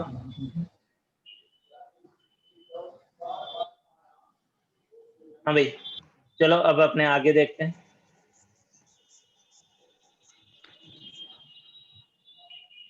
What should be mass of 1 molecule of water in gram? ठीक है, अब वही बात आ गई ना। अच्छा एक बात बताओ, ये जो स्केल है मॉलिक्यूल के केस में अलग हो जाता है या कुछ सेम रहता है, जिसके रिलेटिवली निकालते हैं हम लोग? Same रहेगा. सेम रहेगा, सेम ही रहता। सर एटम की जगह मॉलिक्यूल हो जाएगा। ठीक है। ऑब्वियस सी बात है, अगर मैं इसके मास को x मानना हूँ, ये इसका 10 गुना हैवी है तो हमने इसका 10x बोल दिया। अब ये थोड़ा ना मैटर करता है कि ये क्या चीज है, या ये मोबाइल इसके मुकाबले मान लो 100 टाइम्स हैवी है तो ये 100x हो गया, तो ये थोड़ा ना मैटर कर रहा है कि ये मोबाइल है या उससे रिलेटेड नहीं है, ठीक है। तो सीधी सी बात है, हमने तो एक स्केल ली है, ठीक है। उस स्केल के मुकाबले आप एक एटम का मास भी मेजर कर सकते हो, एक मॉलिक्यूल का मास भी मेजर कर सकते हो, एक आयन का मास भी मेजर कर सकते हो। एटम का मास एटॉमिक मास हो जाएगा, मॉलिक्यूल का मास मॉलिक्यूलर मास हो जाएगा, और इसका आयन का मास क्या है? आयनिंग मास हो जाएगा, ठीक है। तो Ionic ये mass. बस ये उनका बस ये उनकी डेफिनेशन में फर्क आ जाएगा, ठीक है। एटॉमिक मास को डिफाइन करते हो, mass of an atomic mass represents how many times a given atom is heavier than 1/12 mass of C12. molecular mass represent क्या करता है, molecular mass represent how many times a given molecule, atom की बजाय given molecule is heavier than 1/12 mass of C12. ionic mass of an ion represent how many times a given ion is heavier than 1/12 mass of C12. सब में scale तो वही है, yes, 1/12 mass of C12. तो बाकी आप ion का मास ले रहे हो, मॉलिक्यूल का मास ले रहे हो या एटम का मास ले रहे हो, वो उसका मास हो जाएगा, ठीक है। अब बताओ आप लोग, what should be mass of 1 molecule of water in gram. तो पहली बात, एएमयू में मास कितना होगा वाटर का? 18 18 2 × 1 + 16। ऑब्वियसली आता है, अगर 2-3 एटम दिखाई नहीं देते या एक एटम आंख से दिखाई नहीं देता, तो ये 3 एटम का ग्रुप भी आंख से दिखाई नहीं देगा, 3 एटम का ये ग्रुप भी आंख से दिखाई नहीं देगा, ठीक है। तो ये 20, ये क्या था, ये 18 एएमयू हो गया एक मॉलिक्यूल का मास। अच्छा, एक मॉलिक्यूल का मास अगर 18 एएमयू है, तो एक मॉलिक्यूल का ग्राम में मास कितना हो जाएगा? 18 बाई Na. क्या 18 × 1.66 × 10⁻⁻24। अच्छा हाँ, इस फिगर को भी देखो यार, ठीक है। कोई भी चीज को पढ़ते हो तो उसके फिगर को, इसकी वैल्यू को एनालाइज जरूर किया करो एक बार के लिए, ठीक है। अब ये फिगर देखो कि एक मॉलिक्यूल, एक आयन का मास कितना कम होता है अगर ग्राम, इरिटेट कर रहे हो यार। मैं बोल रहा हूँ कि बच्चे की अपनी जिम्मेवारी है, वो अगर उसकी तरफ शोर आ रहा है तो उसको म्यूट कर दे। हाँ भाई, तो 18 × 1.66 × 10⁻⁻24, ठीक है। तो ये इतना ग्राम बन रहा है, मतलब आप पॉइंट के बाद जीरो लगाने बैठोगे तो ये तो 5 जीरो हुई है, 24 तक जीरो लगाओगे, 23 तक जीरो लगाओगे, ठीक है। तो कितना इसका कितना छोटा फिगर है, जरा है समझ सकते हो ना। एक एटम का मास कितना छोटा होता है ग्राम यूनिट में भी, वो आपको फील करना चाहिए, ठीक है। तो चलो, इसका जो मास आया वो कितना आ गया, 18/Na या 18 × 1.66 × 10⁻⁻24 ग्राम में। Find out mass of 1 magnesium atom in gram, कितना होगा? 24/Na. 1/Na। इसका एटॉमिक मास सीधा 24 होता है, जो आपको याद रखना होगा, 24/Na। एक मोल एटम का मास ग्राम में कितना होगा? 24 ग्राम पर, ठीक है, 24 ग्राम पर मोल। दोबारा से ग्राम पर मोल क्यों बोल रहे हो? जब मैं सिंपली बोल दिया कि एक मोल एटम का मास कितना होगा, तो आप बोलो 24 ग्राम होगा, 24 ग्राम। ठीक है। वो तो आप अलग से दोबारा यूनिट जोड़ दे रहे हो उसमें, ठीक है। तो एक मोल एटम का मास लोगे तो 24 ग्राम होगा, एक एटम का मास लोगे तो 24 एमयू होगा, यानी 24/Na कर दोगे ग्राम में बदलने के लिए, ठीक है। अब जैसे ये माला मास है, ठीक है, तो ये मास क्या है? क्वेश्चन नंबर 9 देखो, मास तो एक एटम का ही दिया है ना, लेकिन हम इस मास को एटॉमिक मास नहीं बोल सकते, क्योंकि एटॉमिक मास हम लोग या तो एमयू स्केल में बताते हैं, मतलब एटॉमिक मास डिफाइन तो एमयू स्केल में ही करते हैं कि 1/12 C12 के मुकाबले कितना टाइम्स हैवी है, ठीक है। तो आपसे बोला 1 atom of element X weight, इसका मास दिया हुआ है, calculate the number of moles of X in 40 kg of it, ठीक है। तो पहले तो मुझे ये बताओ कि इसका मॉलिक्यूलर मास कितना, इसका सॉरी एटॉमिक मास कितना है। अगर सिर्फ क्वेश्चन इतना होता है, इसको भूल जाओ एक बार के लिए, इसका एटॉमिक मास कितना है बताओगे? that number into Na. या तो इसको Na से मल्टीप्लाई करो, या 6.644 × 10⁻⁻24, ठीक है। इसको क्या करो आप, सिंपली ये एक एटम का मास ग्राम में, आपको उसे बदलना है एमयू में। कैसे बदलोगे? 1.66 1.66 × 10⁻⁻24 से आप इसको डिवाइड कर दो, ठीक है। कितना आ रहा है ये, आप लोग काट पीट लो, 66 समथिंग, कितना आ रहा है? 40 के लगभग, 40 के लगभग, 40 के लगभग आ जा रहा है। चलो, इस बच्चे का बोलना 40 आ रहा है तो 40 आ गया, अच्छी बात है, ठीक है। तो आप इसको देखो, ये मास एक एटम का ही मास था, लेकिन ग्राम में दिया था, और हमें एटॉमिक मास जब लिखना होता है तो हम लोग एएमयू के पॉइंट ऑफ व्यू से लिखते हैं। तो हमने क्या किया, इस ग्राम वाले मास को एएमयू में बदल दिया, और एएमयू बदलने के लिए हमने क्या किया, जो हमें पता है कि 1 AMU बराबर 1.66 × 10⁻⁻24 होता है। तो 1 AMU अगर इतना होता है, तो हमने इस गिवन मास को या एक एटम के मास को एएमयू में बदलने के लिए इस 1.66 into 10 to the power minus 24 से डिवाइड किया, ये 40 आ गया, ये 40 क्या हो गया, AMU हो गया। तो ये जो इतना ग्राम था वो 40 AMU है, ये इसका एटॉमिक मास हो गया। ठीक है, मोल में कितना हो जाएगा? 40 ग्राम। तब ये या तो आप 40 AMU लिखोगे या 40 ग्राम पर मोल लिखोगे। तो इसका मतलब एक मोल का मास 40 है, तो आपके पास नंबर ऑफ मोल्स कितने होंगे? मोल कैसे निकालोगे आप लोग? गिवन मास जो कि 40 kg है, इसको ग्राम में बदलो। ठीक है, 40 को इंटू 1000 से मल्टीप्लाई करके ग्राम में बदलो, फिर इसको मोलर मास से डिवाइड कर दो, given mass by molar mass, तो आपके पास सीधा सीधा कितना मोल आ गया? 1000 मोल आएगा। ठीक है, अब उसी तरीके से यहाँ पे इस क्वेश्चन में क्या दिया है? क्वेश्चन में दिया है कि 4.6 into 10 to the power 22 atoms of an element weights इतना ग्राम। अच्छा, ग्राम एटॉमिक मास क्या होता है? ग्राम एटॉमिक मास को डिफाइन ऐसे ही समझ लो, मोलर मास इन ग्राम को ग्राम एटॉमिक मास बोलते हैं। वैसे डेफिनेशन में आप क्या लिखते हो कि mass atomic mass represented in gram, atomic mass of 1 mole represented in gram. ठीक है, तो 1 मोल एटम का मास जब आप ग्राम में लिख देते हो तो वो ग्राम एटॉमिक मास हो जाता है। मतलब आप ये समझ लो मोलर मास इन ग्राम। ठीक है, तो इतने एटम का मास अगर 13.8 ग्राम है तो आपको क्या लिखना है? 1 मोल एटम का मास लिखना है ग्राम में। ठीक है, तो कैसे लिखोगे? 13.8 ग्राम है, कितने एटम का मास? 4.6 into 10 to the power 22। लेकिन आपको किसका 22 सॉरी, एक एटम, ये तो आपने एक एटम का मास लिख दिया ग्राम में, आपको लिखना कितने का है? 6 into 10 to the power 23 का। एक मोल का लिखना है, तो आप एक मोल से इसको क्या कर दोगे? मल्टीप्लाई कर दोगे एक मोल के नंबर से, 6 into 10 to the power 23 से। ठीक है, तो ये एक मोल एटम का मास ग्राम में हो गया, और एक मोल एटम के मास को ग्राम में ही ग्राम एटॉमिक मास बोला जाता है। तो मैं उम्मीद कर रहा हूँ आप इसको कर लोगे। कर लोगे? रख दो, कितना आ गया? 180। ठीक है, तो ये 180 ग्राम पर मोल हो गया। हाँ भाई, क्वेश्चन नंबर 11 की बात कर लेते हैं।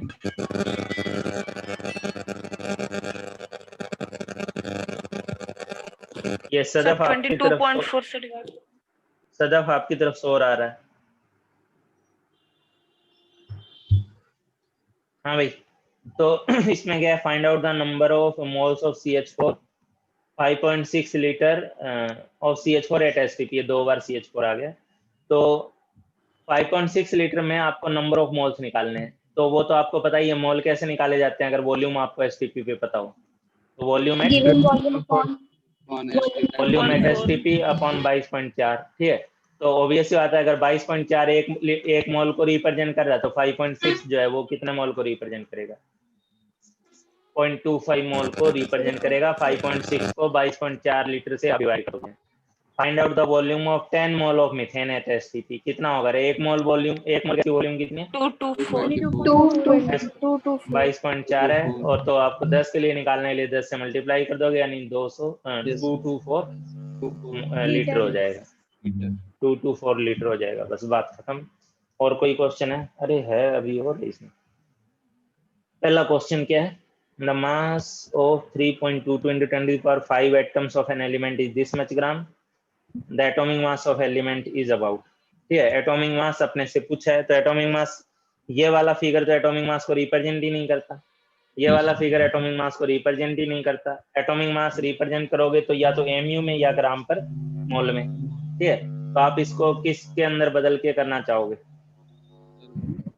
जिस भी मोल में बदल, ग्राम पर मोल में बदल लेते हैं। ठीक है, न्यूमेरिक वैल्यू को रिप्रेजेंट करना है अपने को। तो अगर इतने एटम का मास इतने ग्राम है, तो एक एटम का मास कितना होगा ग्राम में? 8 into 10 to the power -18 divided by कितना? 3.2 into 10 to। तो ये किसका मास है? एक एटम का ग्राम में। अब आप क्या कर दो? 6 into 10 to the power 23 से मल्टीप्लाई कर दो, तो ये ग्राम पर मोल में मास आ जाएगा, और ये जो मास आएगा इसी को हम लोग एटॉमिक मास बोल देंगे। बताओ रे गदो, कितना आ रहा? 15 आ रहा है, तो बहुत अच्छी बात है। कोई बच्चा कुछ पूछना चाह रहा सर था? कंपेयर करके भी कर सकते हैं ना कंपेयर कैसे? सर? ग्राम वाले में लेके mass upon molar mass is equal to number of atoms upon में 6 into 10 to the power 23 दोनों इक्वल होगा। अच्छा, तुम वैसे कम करना चाह रहे हो। ठीक है, एक वो तो मैं आगे बताता हूँ कि इसमें जरूरत नहीं लगी मुझे, ठीक है, वरना एक बहुत अच्छा काम तरीका होता है इक्वेशन डेवलप करने का, रामबाण होता है वो अपने आप में, ठीक है, और उसका मैं यूज सबसे ज्यादा गैसीय स्टेट में करता हूँ।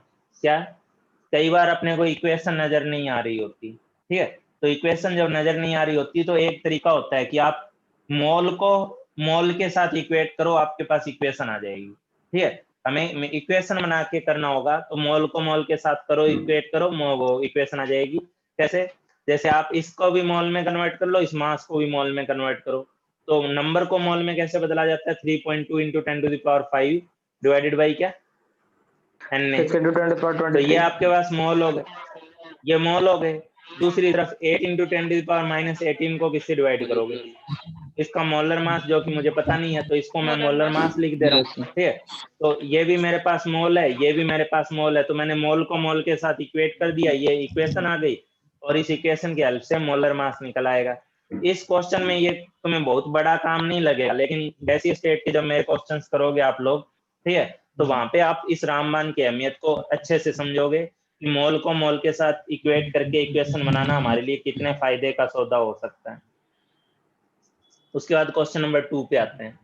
Number of electrons in 18 gram of water, बेवकूफी वाला सा क्वेश्चन है। पहले 18 को आप 18 से डिवाइड करके मोल में बदल दिए, फिर Na से मल्टीप्लाई करके मॉलिक्यूल में बदल दिए, फिर एक मॉलिक्यूल में जितने इलेक्ट्रॉन होते हैं कितने होते हैं, 10 होते हैं, आप निकाल लोगे, तो उसको 10 से मल्टीप्लाई कर दिया, तो ये नंबर ऑफ इलेक्ट्रॉन्स आ गए, ये नंबर ऑफ इलेक्ट्रॉन्स आ गए, ठीक है। क्वेश्चन नंबर 3 की बात करते हैं, find the number of neutrons.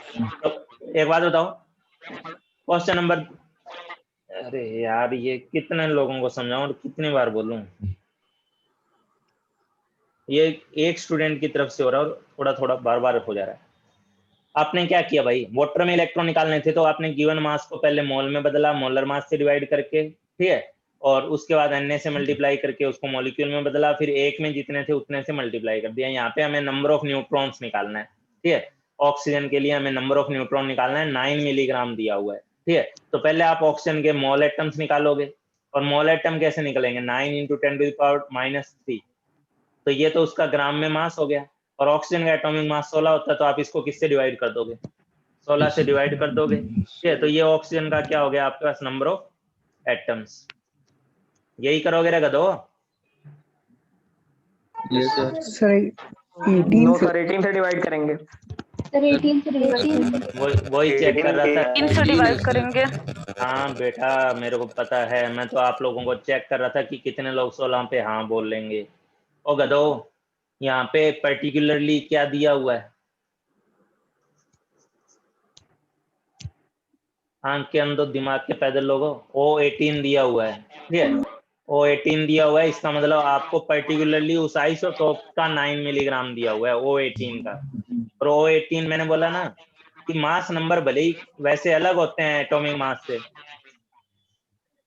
Mass number atomic mass से अलग होता है। अरे यार बंद रख वे इसको,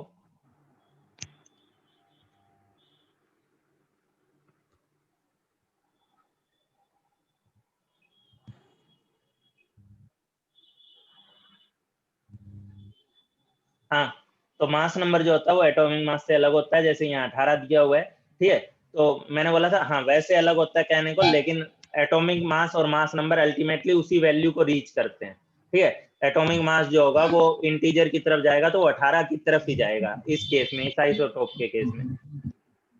तो यहाँ पे अगर इसका एटॉमिक मास आप जो यूज करोगे वो 16 की बजाय 18 यूज करोगे, ठीक है। 16 की बजाय आप इसमें एटॉमिक मास 18 यूज करोगे, 18 से डिवाइड करोगे।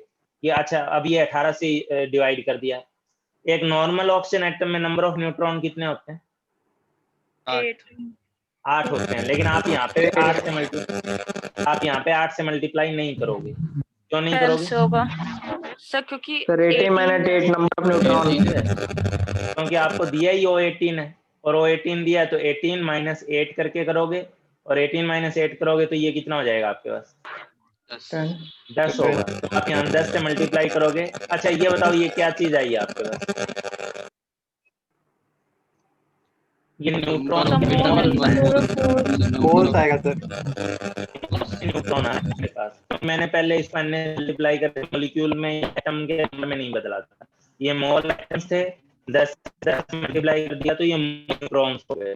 और इनको आपको और क्या करना होगा, Na से मल्टीप्लाई करना, अलग से Na से मल्टीप्लाई करना होगा ताकि वो मोल से निकल करके डायरेक्ट नंबर में आ जाए। कौन सा नंबर हो जाएगा, थर्ड हो जाएगा क्या? थर्ड होगा। थर्ड हो जाएगा, कैलकुलेशन पे ये थर्ड आएगा, देख लेना आप लोग। Which of following has largest number of atoms? ठीक है, लार्जेस्ट नंबर ऑफ एटम्स की बात की गई है, 4 ग्राम ऑक्सीजन। ठीक है, तो इस केस में आप क्या करोगे, इस केस में आप 4/16 करोगे। एटम निकाल लो जल्दी जल्दी, और क्या, इस केस में आपके पास 4/16 है। इसमें 16 ग्राम सल्फर, तो 16/32 है। इसमें 35.5 अपॉन में 35.5 ही करोगे। इसमें 14 ग्राम लिथियम है, जिसको आप 7 से डिवाइड करोगे। तो आपने सब केस में मोल एटम्स निकाल लिए। सबसे ज्यादा मोल एटम्स किसमें, लिथियम में, फोर्थ लिथियम वाले में। फोर्थ में, क्लियर कट। उसके बाद number of oxygen molecule having weight equal to weight of 20 molecule of SO3। ठीक है, तो वही है, यहाँ आपको सीधा सीधा इक्वेशन दे दी है कि एक तरफ आप ऑक्सीजन मॉलिक्यूल का वेट लिखोगे, एक तरफ आप SO3 मॉलिक्यूल का वेट लिखोगे, दोनों बराबर होने चाहिए। तो मान लो ऑक्सीजन के मॉलिक्यूल्स कितने हैं, N हैं, और एक मॉलिक्यूल का मास कितना होता है, 32। तो N मॉलिक्यूल्स का मास कितना हो गया, N इंटू 32 हो गया। ठीक है, अच्छा SO3 के एक मॉलिक्यूल का मास कितना होता है, 80 एक मॉलिक्यूल का होता है। ठीक है, तो 20 का कितना हो जाएगा, 80 इंटू 20। ये दोनों नंबर बराबर होने चाहिए। तो कितना आ रहा है ये जो 50 कितना आ रहा है, 50 आ जा रहा है। आप लोग कर लेना, 50 आ रहा है तो अच्छी बात है। Yes sir. हाँ भाई, उसके बाद आप लोग क्वेश्चन नंबर 6 देखो। एक सेकंड रुकना। हेलो, हाँ रिजल्ट आ गया।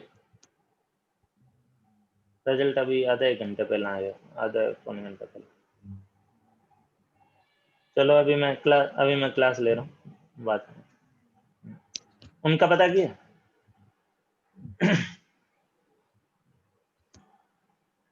आने नकली लोगों, तो अपने जो भी बात चल रही थी देखो। Question number 6, the weight of this much of atoms, इतना ग्राम दिया हुआ है। The atomic weight of element should be about. तो फिर वही बात है, आप लोग क्या करो, एक मोल एटम का मास लिखोगे तब उस चीज को हम लोग एटॉमिक मास बोलेंगे। ठीक है, या तो ग्राम पर मोल में एक्सप्रेस करो या MU में एक्सप्रेस करो। तो ग्राम पर मोल में एक्सप्रेस कर दे रहे हैं, या जो उस बच्चे ने बोला था अभी। अच्छा, ये तो क्वेश्चन कर ही लिया था अभी, यस सर, ये तो करा ही था। 15 ही कर दिया। Question number 7, the number of molecules of water इन। तो ये कुछ नहीं, ये आपसे बस ऐड करवाया है। इसको आप ऐड करो, कितना आ रहा है बोलो, इसके एटॉम, इसका मॉलिक्यूलर मास 666। तो ये लोगों का कहना है। एल्यूमिनियम का मास आपको पता ही है 27 होता है, सल्फर का 32 होता है, ऑक्सीजन का 16 होता है, हाइड्रोजन का 1 होता है, ऑक्सीजन का 16 होता है। ठीक है, चलो तो इसको जोड़ करके आपके पास ये कितना आ रहा है, 66 आ रहा है। 666। हाँ, वो 666 आ गया। तो ऑब्वियस सी बात है, इसके पहले बताओ इसके मोल कितने होंगे। तो इसके मोल होंगे 333 डिवाइडेड बाई 66। ठीक है, ये सॉरी 666, और ये कितना हो गया आपके पास, 0.5 मोल हो गए। ठीक है, अब एक मोल में कितने हैं, एक में कितने, 18 है। तो एक में 18 है, तो 0.5 मोल में कितने हो जाएंगे, 0.5 मोल में कितने हो जाएंगे, 9 मोल। और 9 मोल के बाद आप 9 इंटू क्या करोगे, 9 इंटू Na करोगे, जो भी आंसर बनेगा वो आपके पास, यानी ये सेकेंड आंसर बन गया। उसके बाद है the mass of 2 gram atoms of calcium. ठीक है, 2 ग्राम एटम। अच्छा, एक आपको समझना होगा कि कभी भी ये चीज साथ में लिखो, एटम, ग्राम, मॉलिक्यूल, ये साथ में लिखा हो तो ये मास नहीं क्या होता है, ये एक्चुअली उसका मोल दिया होता है। ठीक है, तो अगर आपने यहाँ 2 ग्राम एटम पढ़ा, 2 ग्राम एटम एक्चुअली क्या है, यहाँ पे 2 मोल एटम्स है यहाँ पे। ठीक है, तो the mass of 2 gram atoms, तो ये 2 मोल एटम हो गए अपने पास। और एक मोल एटम का मास कितना होता है, 40 ग्राम। तो 2 मोल एटम का मास कितना हो गया, 80 ग्राम। 80 ग्राम हो गया। उसके बाद है number of molecules present in 88 gram of CO2। तो नंबर ऑफ मॉलिक्यूल्स है, तो ऑब्वियसली 88 को आप 44 से डिवाइड करोगे, ये मोल आ गए, और मोल को आप किससे मल्टीप्लाई कर दोगे, से, ठीक है। तो जो भी नंबर 12 बनेगा into 22. ये बन गया। Yes, sir. आगे तो टाइम पास है। 1 mu इज इक्वल टू कितने के इक्विवेलेंट है 1 mu? Sir first answer. So fourth, fourth वाला ये sir fourth. 1.66 into 10 to the power minus 24 बता ही रहे, माइनस 7 हो जाएगा। केजी में कन्वर्ट कर दिया। Number of atoms present in this gram of water, ठीक है, तो 0.05 है, और इसको आप 18 से डिवाइड करके इनटू क्या करोगे, Na से 6 into 10 to 4. कितना आ रहा है वो आप लोग दीजिएगा। उसके बाद है, हाँ मैं एक चीज बताओ, मेरे वाला वो नेमिंग वाला लेक्चर में गया है या नहीं गया? आया है सर। हाँ और सर। लिखो। नए वाले में भी पूछ, में नए वाले लोगों में नेमिंग ऑफ आयनिक बॉन्ड वाले लेक्चर नहीं है? सर 4 ही लेक्चर आया। हाँ सर है। अच्छा, आया सर। 4 ही तो हैं, 4 ही हैं, बहुत ज्यादा नहीं है। Yes sir. ठीक। हाँ तो 4 वो तो एक नॉर्मल प्रैक्टिस के लिए था, पर वो आप सब लोगों को अच्छे से आने चाहिए, क्योंकि उस नाम ही नहीं आएगा तो केमिस्ट्री क्या घंटा पढ़ेंगे अपने। इसके बाद इसमें क्वेश्चन क्या, how many moles of magnesium phosphate. चलो एक बात बताना, मैं थोड़ी सी प्रैक्टिस आप लोगों से चेक कर लेता हूँ। मैग्नीशियम पाइरोफॉस्फेट का फॉर्मूला बताना, कितने लोग बता पाएंगे? Sir, Mg2P2O7. Mg2P2O7. Mg2P2O, Mg2P2. आपको पता ही है। मैग्नीशियम होता है Mg2 प्लस, और पाइरोफॉस्फेट मैंने बताया हुआ है। पाइरो वर्ड कब आता है? P2O7. पाइरो वर्ड कब आता है गधे?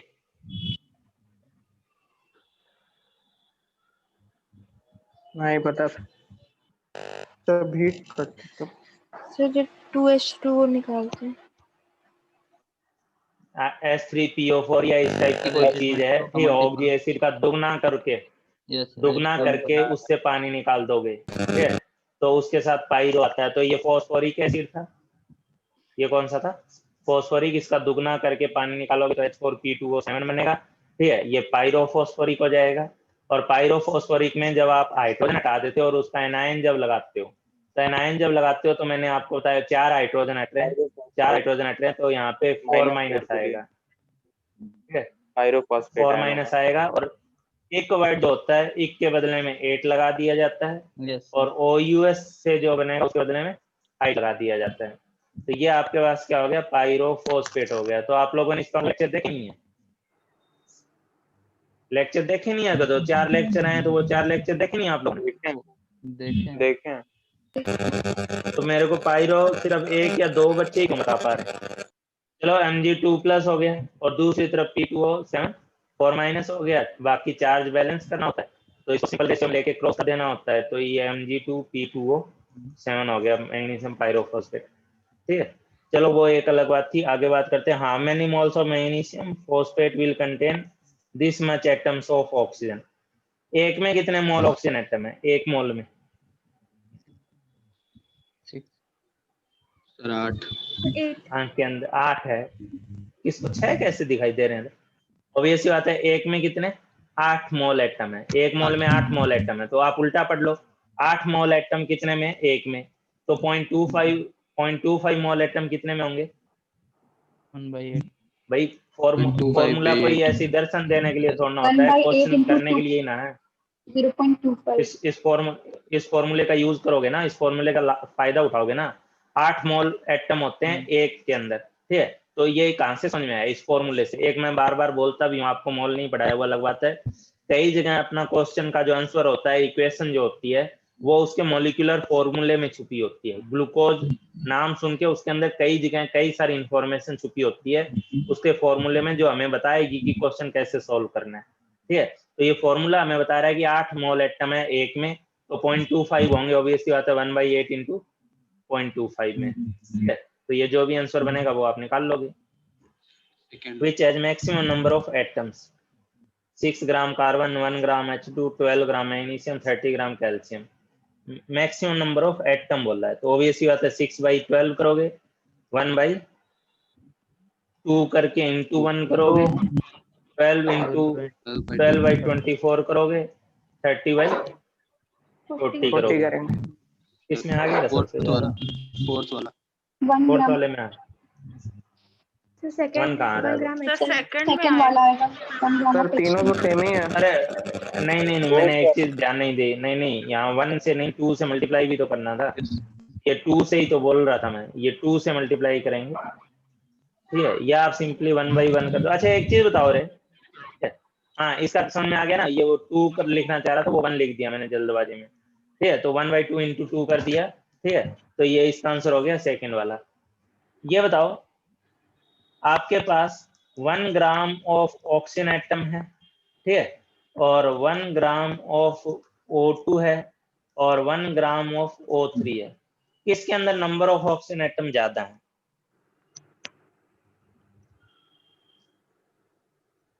सर O3 तीसरे वाला सर सेम होगा ना? सेम होगा वो तो मैं तो जान ही रहा हूँ, आप भी जान रहे हो, अच्छी बात है, लेकिन फिर भी कुछ गधे, कुछ नालायक Same लोगों ने होगा इसका सर। जवाब फिर भी कुछ सेम सेम से होगा पहले तुमने सर। किसी पर्टिकुलर का ज्यादा बताया था, तुमने बताया था या किसी और ने बताया था? ओ गधो, ये तीनों ऑक्सीजन के मैंने नहीं एलोट्रोप्स है ना? बताया था सर। ऑक्सीजन ही है ना ये तीनों के तीनों, ठीक है? तो आप अगर इसमें अगर आपको लग रहा है कि ये यस तो सर। ऑक्सीजन एटम है, ये O2 है, ये O3 है तो अल्टीमेटली ऑक्सीजन एटम से ही बने हुए सारे के सारे। तो ये पूरा का पूरा 1 ग्राम है तो अल्टीमेटली ऑक्सीजन एटम्स का ही, ठीक है? नंबर ऑफ एटम सब में सेम ना होंगे। आप अगर मैथमेटिकली देखना चाह रहे हो तो आप बोलोगे सर इसमें तो हमको 1/6 मिलता था, इसमें आप 1/32 करोगे, लेकिन गधो 1/32 करने के बाद दोबारा 2 से मल्टीप्लाई नहीं करोगे ऑक्सीजन एटम निकालने के लिए। इसको आप 1/48 करोगे, अच्छी बात है, लेकिन आप उसको 3 से दोबारा मल्टीप्लाई नहीं करोगे, क्योंकि 1/48 क्या निकला? 1/48 क्या निकला है? सब मोल है। मोल मोल निकला है।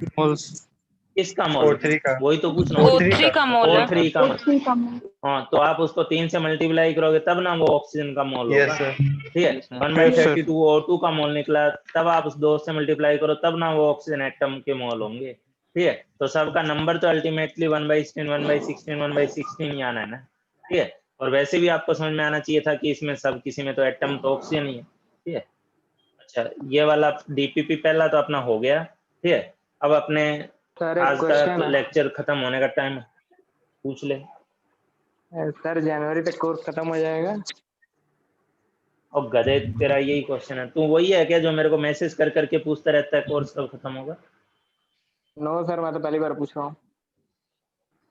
नहीं तू इसका नहीं है, वो 11th का है एक बच्चा, वो बेटा रोजाना मेरे को 10-15 दिनों बाद बोलेगा, और है 11th में, बोलेगा सर टोटल सिलेबस कब खत्म हो जाएगा? हर 10-15 दिन बाद। वो मजे ले रहा है मेरा, और कुछ नहीं। तो तुम्हारे सिलेबस का क्या है यार? अभी तो स्टार्ट हुआ है, मुझे भी नहीं आइडिया कब जाके खत्म होगा, इस बार सब गड़बड़ हो गया इधर उधर, Yes. तो डेट का तो मैं नहीं बता सकता कब खत्म होगा। सर बुक्स कौन सी लगानी?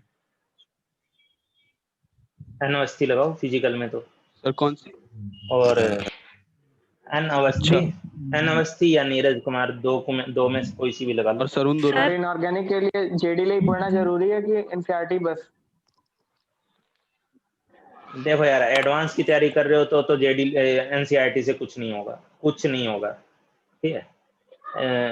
इनऑर्गेनिक ऑर्गेनिक के लिए आप लोगों को एक प्रॉपर एक स्टैंडर्ड अच्छी बुक पढ़नी होगी, और उसके क्वेश्चन आईआईटी लेवल के अच्छे क्वेश्चन, चाहे वीके जायसवाल से लगाओ, चाहे जोशी से लगाओ। मैंने बुक्स वगैरह आपके ग्रुप में भी शेयर करी है, बाकी और जगह भी मैंने कई शेयर करी हुई है, आप में दोबारा शेयर सर कर दूंगा। दोबारा शेयर कर दिया। जोशी है, जायसवाल है, जोशी भी है, जायसवाल भी है, ये सारी बुक्स बहुत सारी हैं मेरे पास नॉर्मल फॉर्म में बुक्स हैं, कोचिंग के अलग अलग कोचिंग के मटेरियल हैं, और हैंड रिटन नोट्स वगैरह भी कई जगह के पड़े हैं, देख लेना। सर दे दूंगा मैं आपको। सर एक बार बोलो। एन फैक्टर बता दीजिए सर, उसमें दिक्कत हो रहा है। एन फैक्टर तो मैं बता दूंगा, लेकिन एन फैक्टर बताने का मतलब ये है कि एन फैक्टर बताने के लिए आपका कम से कम आधा 45 घंटा अगर सही से समझा के बताना है तो। देखो एन फैक्टर की अगर बात कर रहे हो आप लोग, ठीक है, तो एक्चुअली आप मुझे ये बताओ ग्राम इक्विवेलेंट होता क्या है? एन फैक्टर तो बाद की बात है, ग्राम इक्विवेलेंट क्या होता है? तो ऑक्सीडेशन स्टेट में जो चेंज होगा सर, उसको मॉलिक्यूलर मास अपॉन में जो चेंज होगा उसको लिख देंगे सर, रिएक्टेंट से। ऐसे देखो आप लोगों ने ग्राम इक्विवेलेंट की कंसेप्ट को कभी समझने की कोशिश नहीं करी है। अगर समझने की कोशिश करते तो ये दिक्कत नहीं होती, ठीक है। एक्चुअली मैं अगर आपसे ये पूछूं कि 1 mole of A will react with 1 mole of B, 1 mole of A will react with 1 mole of B completely, तो इस स्टेटमेंट में कितनी सच्चाई है? ये सही है या गलत है? क्या लगता है?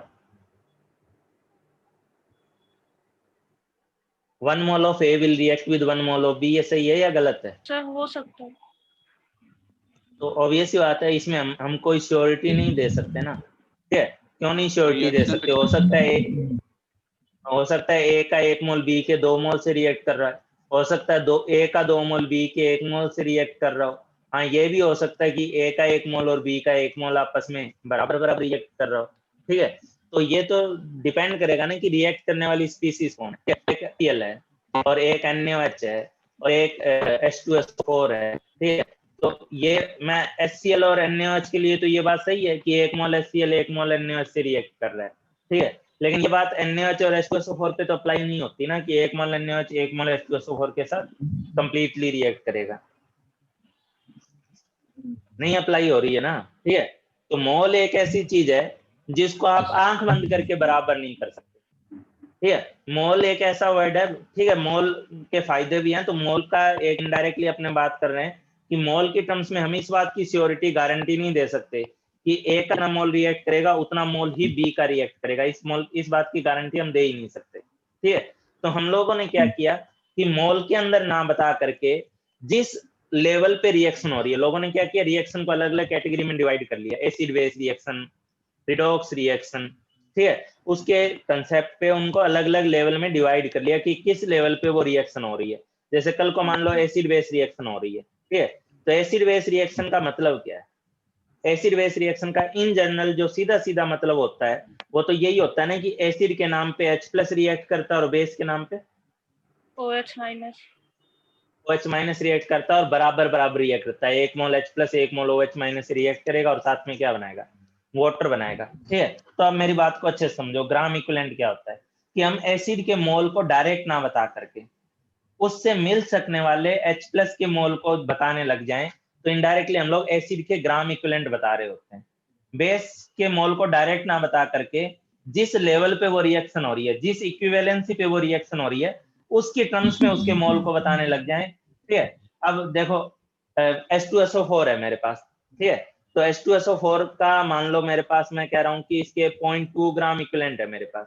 इसका क्या मतलब है? इस 0.2 ग्राम इक्विवेलेंट का मीनिंग समझ में आता है आपको? H2SO4 के 0.2 ग्राम इक्विवेलेंट होना या H2SO4 छोड़ो, मेरे पास ये है 0.2 gram equivalent of N acid A। मुझे पता ही नहीं है कि A क्या है, एसिड कौन से वाला है, लेकिन इसके 0.2 ग्राम इक्विवेलेंट दिए। इसका क्या मतलब आपको कुछ समझ में आता है? इसके ग्राम इक्विवेलेंट को देने का पर्पस क्या होता है?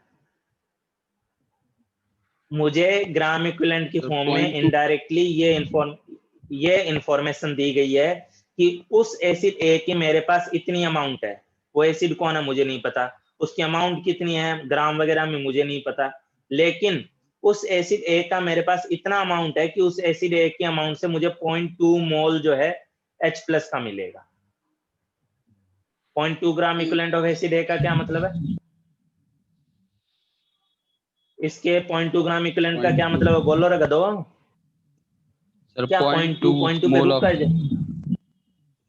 मेरे पास ये जो एसिड है, मेरे पास ये जो एसिड है उस एसिड में 0.2 मोल ऑफ H+ है, चाहे वो आयनाइज फॉर्म में चाहे वो अनआयनाइज फॉर्म में, मुझे नहीं पता वो स्ट्रॉन्ग एसिड है वीक एसिड है, लेकिन उस एसिड के अंदर 0.2 मोल H+ प्रेजेंट है, ठीक है। तो हम लोग ग्राम इक्विवेलेंट क्यों बताते हैं? क्योंकि हम मोल को लेके श्योर नहीं होते, ठीक है। अच्छा, इसी तरीके से अगर मैं बोलूं कि 0.2 ग्राम इक्विवेलेंट ऑफ बेस, इसका क्या मतलब है? सब 0.2 ग्राम ऑफ OH मेरे पास, मुझे पता ही नहीं बेस कौन सा है, मुझे पता ही नहीं उसकी अमाउंट कितनी है, लेकिन मुझे ये पता है कि उस बेस की जो अमाउंट है उसके अंदर 0.2 क्या 0.2 सम मोल किसका? OH- का। ठीक है, ये ध्यान रखना, ये आयनाइज्ड भी हो सकता है अनआयनाइज्ड भी हो सकता है डिपेंडिंग ऑन बेस वीक है या स्ट्रॉन्ग है, ठीक है। उसी तरीके से ये 0.2 मोल H प्लस के आयनाइज्ड और अनआयनाइज्ड दोनों हो सकते हैं डिपेंडिंग ऑन एसिड स्ट्रॉन्ग है या वीक है। तो एसिड के केस में जब रिएक्शन हम लोग एसिड बेस पढ़ रहे होते हैं, ठीक है, तो एसिड बेस रिएक्शन में इक्विवेलेंट्स के अंदर जाने के लिए हमें क्या करना होता है, इक्विवेलेंट्स में जाने के नाम पे हमें एसिड का H प्लस और बेस का OH माइनस बताना होता है। इसी तरीके से उन्होंने दूसरी रिएक्शन ले ली, रिडॉक्स रिएक्शन, ठीक है। पहले आप जब तक कोई चीज की कमी मतलब कारण नहीं समझते कि वो चीज आई कहां से और क्यों आई है, तब तक आप उसके मीनिंग को लिटरली या एक प्रॉपर सेंस में, टेक्निकल सेंस में समझ ही नहीं पाओगे। रिडॉक्स रिएक्शन होता है दूसरा कैटेगरी, ठीक है। तो रिडॉक्स रिएक्शन में रिएक्शन किस बेसिस पे चलती है, क्या आधार क्या होता है उन रिएक्शंस का? इलेक्ट्रॉन का gain loss of electron and gain of electron. Obviously बात है, रिडॉक्स में एक ऑक्सीडाइज होता है, एक रिड्यूस होता है, तो एक स्पीसीज इलेक्ट्रॉन लॉस कर रही होती है, एक स्पीसीज इलेक्ट्रॉन क्या है, गेन कर रही होती है।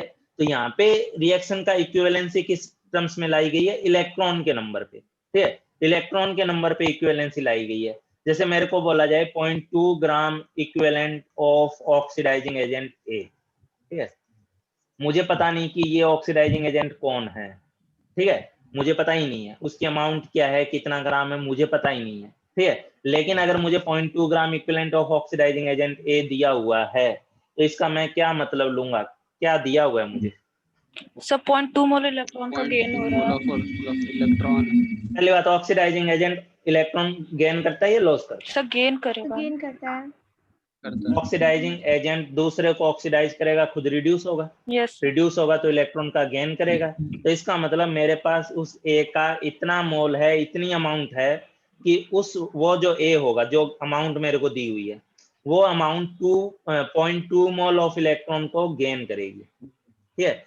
ए क्या है मुझे नहीं पता, ठीक है, लेकिन मुझे ये पता है कि ए की जो अमाउंट मुझे दी गई है, ऑक्सीडाइजिंग एजेंट की जो अमाउंट मुझे दी गई है, वो 0.2 मोल इलेक्ट्रॉन को क्या करेगी, नलायक को गेन करेगी, गेन करेगी, ठीक है। इसी तरीके से अगर मुझे यही चीज 0.2 gram equivalent of reducing agent दी होते तो सब वो रिड्यूस कर देगा 0.2 मोल इलेक्ट्रॉन को, ठीक है। तो इसका क्या मतलब है कि इसका सीधा सा मतलब है कि जो नंबर सॉरी क्या बोल रहे थे अपने, रिड्यूसिंग एजेंट अगर अपने को दिया होगा तो हम क्या करेंगे बोलो? तो इसका मतलब इस लाइन को आप क्या समझो, इस लाइन का आप क्या मतलब लोगे कि मेरे पास बी की इतनी अमाउंट है कि वो 0.2 मोल ऑफ इलेक्ट्रॉन को क्या करेगी, 0.2 मोल ऑफ इलेक्ट्रॉन को लॉस करेगी, लॉस करेगी, ठीक है। लॉस करेगी। तो इक्विवेलेंसी जनरेट की जाती है कि कौन सी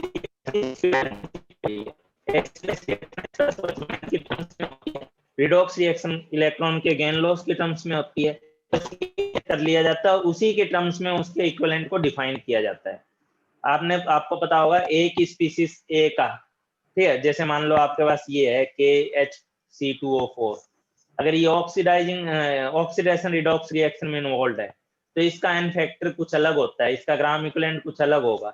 और अगर ये एसिड बेस रिएक्शन में इन्वॉल्व है तो इसका एन फैक्टर, इसका ग्राम इक्विवेलेंट कुछ अलग आएगा, ठीक है, क्योंकि depending on the reaction, depending on the condition हम लोग डिसाइड करते हैं कि उसको कितना इक्विवेलेंट बताना है अपने को, ठीक है, उसके इलेक्ट्रॉन की टर्म्स में बताना है या उसको एसिड बेस की टर्म्स में बताना है, ठीक है। तो अब आप लोग देखो, हमें बदलना होता है ग्राम इक्विवेलेंट में, ठीक है, और ग्राम इक्विवेलेंट में किसी स्पीसीज के मोल को ग्राम इक्विवेलेंट में बदलने के लिए हम लोग उसको एन फैक्टर से मल्टीप्लाई करते हैं।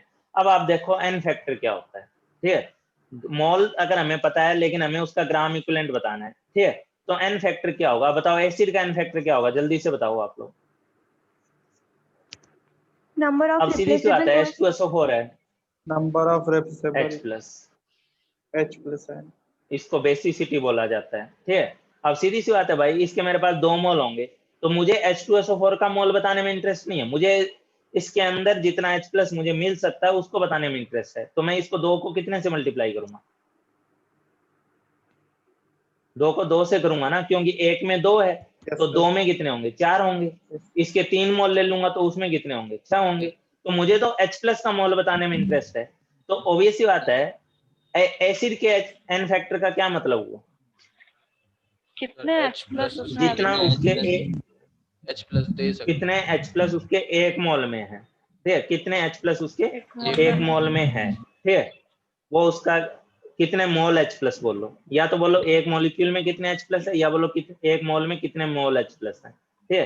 तो एक मॉलिक्यूल में 2 H प्लस है, इसलिए इसका n फैक्टर 2 कहलाएगा। ये चीज अगर H3PO4 पे बोलनी होती तो n फैक्टर 3 होगा। इसका 3 होगा, क्योंकि इसके जितने भी मोल हुए मेरे पास, इसके मान लो 2 मोल है मेरे पास, तो ऑब्वियस बात है इसके 2 मोल है, मेरे को H प्लस के मोल बताने हैं, तो कितने मोल हुए, 6 हुए। 6 लाने के लिए आपको 3 से मल्टीप्लाई करना पड़ा। उसी तरीके से NaOH के केस में अगर मेरे पास इसके 2 मोल है, तो इसका n फैक्टर कितना होगा, तो 2 तो होगा। OH माइनस के मोल के लिए मैं इसको कितने से मल्टीप्लाई करूँ, 2 into 1. ग्राम इक्विवेलेंट में बदलना है तो मुझे मोल को एक पर्टिकुलर नंबर से मल्टीप्लाई करना होता है, वो होता है n फैक्टर, ठीक है। और n फैक्टर क्या होता है कि एक में जितना होगा उतने से मल्टीप्लाई कर दो। NaOH के लिए OH माइनस मैटर करता है, तो वो 1 है तो आप 1 से मल्टीप्लाई करोगे। कैल्शियम हाइड्रोक्साइड के 1 में 2 है, तो इसका n फैक्टर कितना बोलोगे, 2 बोलोगे। अब यही चीज जब रिडॉक्स रिएक्शन हो रही होती, मान लो, ठीक है, यही चीज रिडॉक्स रिएक्शन के फॉर्म में होती, तो ये बताओ मेरे को कि MnO4 है, ठीक है, ये मान लो एसिडिक मीडियम में, मैं आपको एक इंफॉर्मेशन दे रहा हूँ, आपको पता भी होना चाहिए कि Mn+2 में जाता है, तो इसका n फैक्टर कितना लूंगा मैं यहाँ पे, 5 5.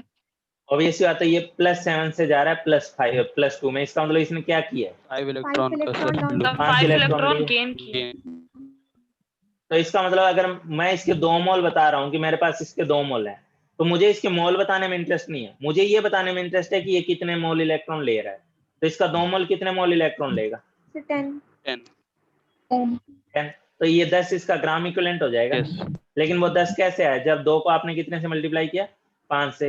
यही 3 होता तब भी मैं 5 से मल्टीप्लाई करता, यही Yes. 4 होता तब इसके 3 मोल होते तो भी 5 से करता, 4 होते तो भी 5 से करता। क्यों कर रहा हूँ, ग्राम इक्विवेलेंट क्यों कर रहा हूँ, ग्राम इक्विवेलेंट की बजाय ये पहले ये सोचा ना मोल इलेक्ट्रॉन में बदलने के लिए, मोल इलेक्ट्रॉन में बदलने के लिए, ठीक है, कि कितने मोल इलेक्ट्रॉन वो गेन कर रहा है, वो अमाउंट कितने मोल इलेक्ट्रॉन गेन कर रही है, जो जितने मोल इलेक्ट्रॉन वो गेन कर रही है वही तो उसका ग्राम इक्विवेलेंट है, ठीक है। उसी तरीके से कोई स्पीसीज मान लो इलेक्ट्रॉन लॉस कर रही है, ऑक्सिलेट आयन है, ठीक है, CO2 में जा रहा है, तो इसका n फैक्टर कितना लिखो,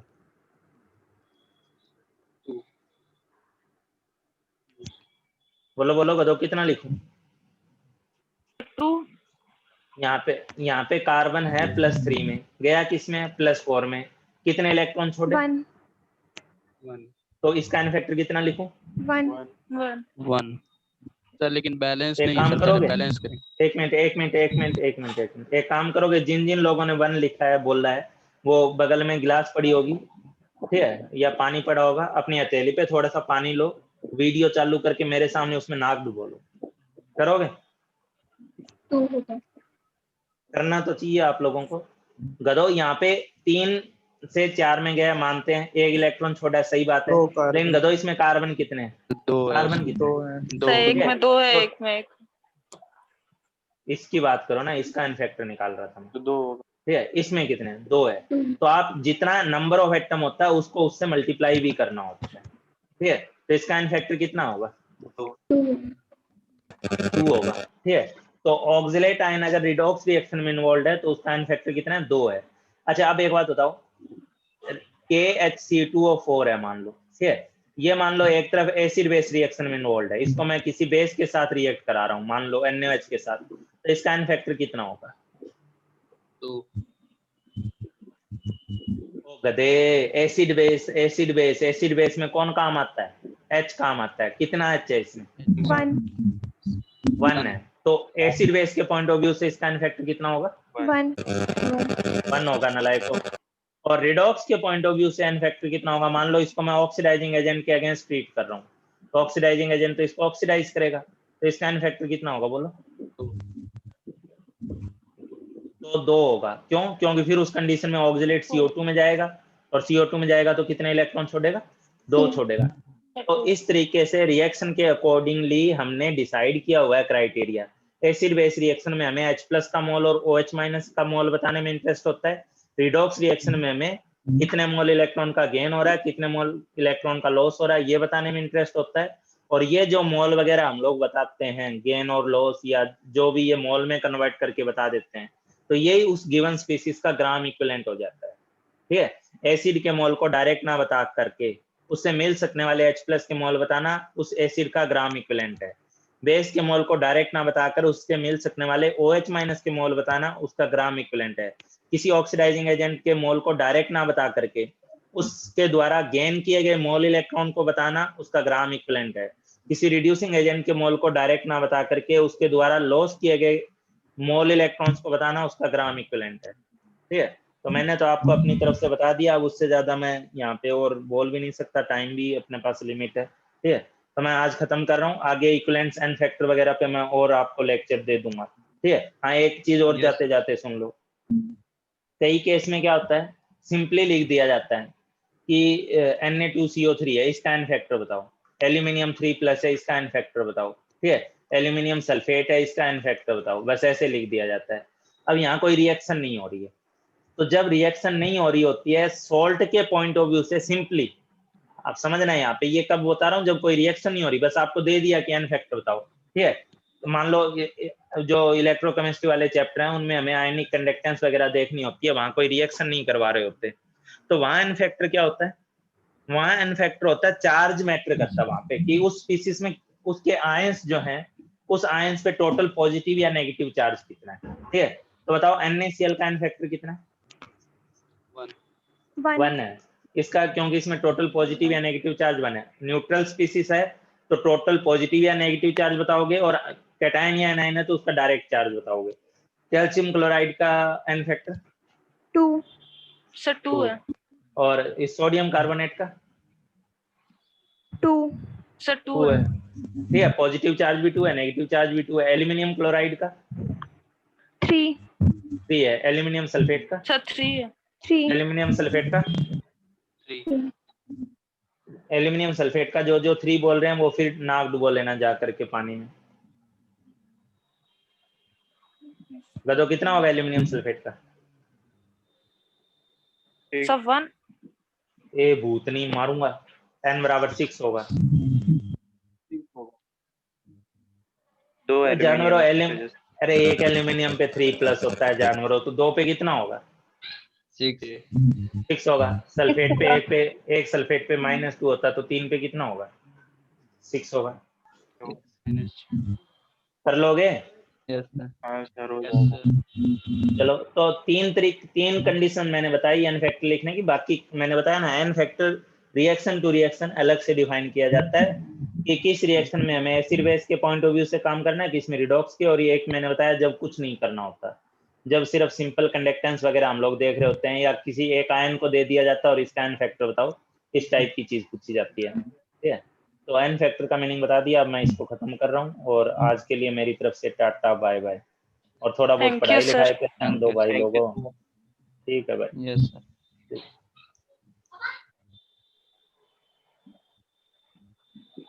अच्छा, किसी ने मैसेज भी भेजा था क्या?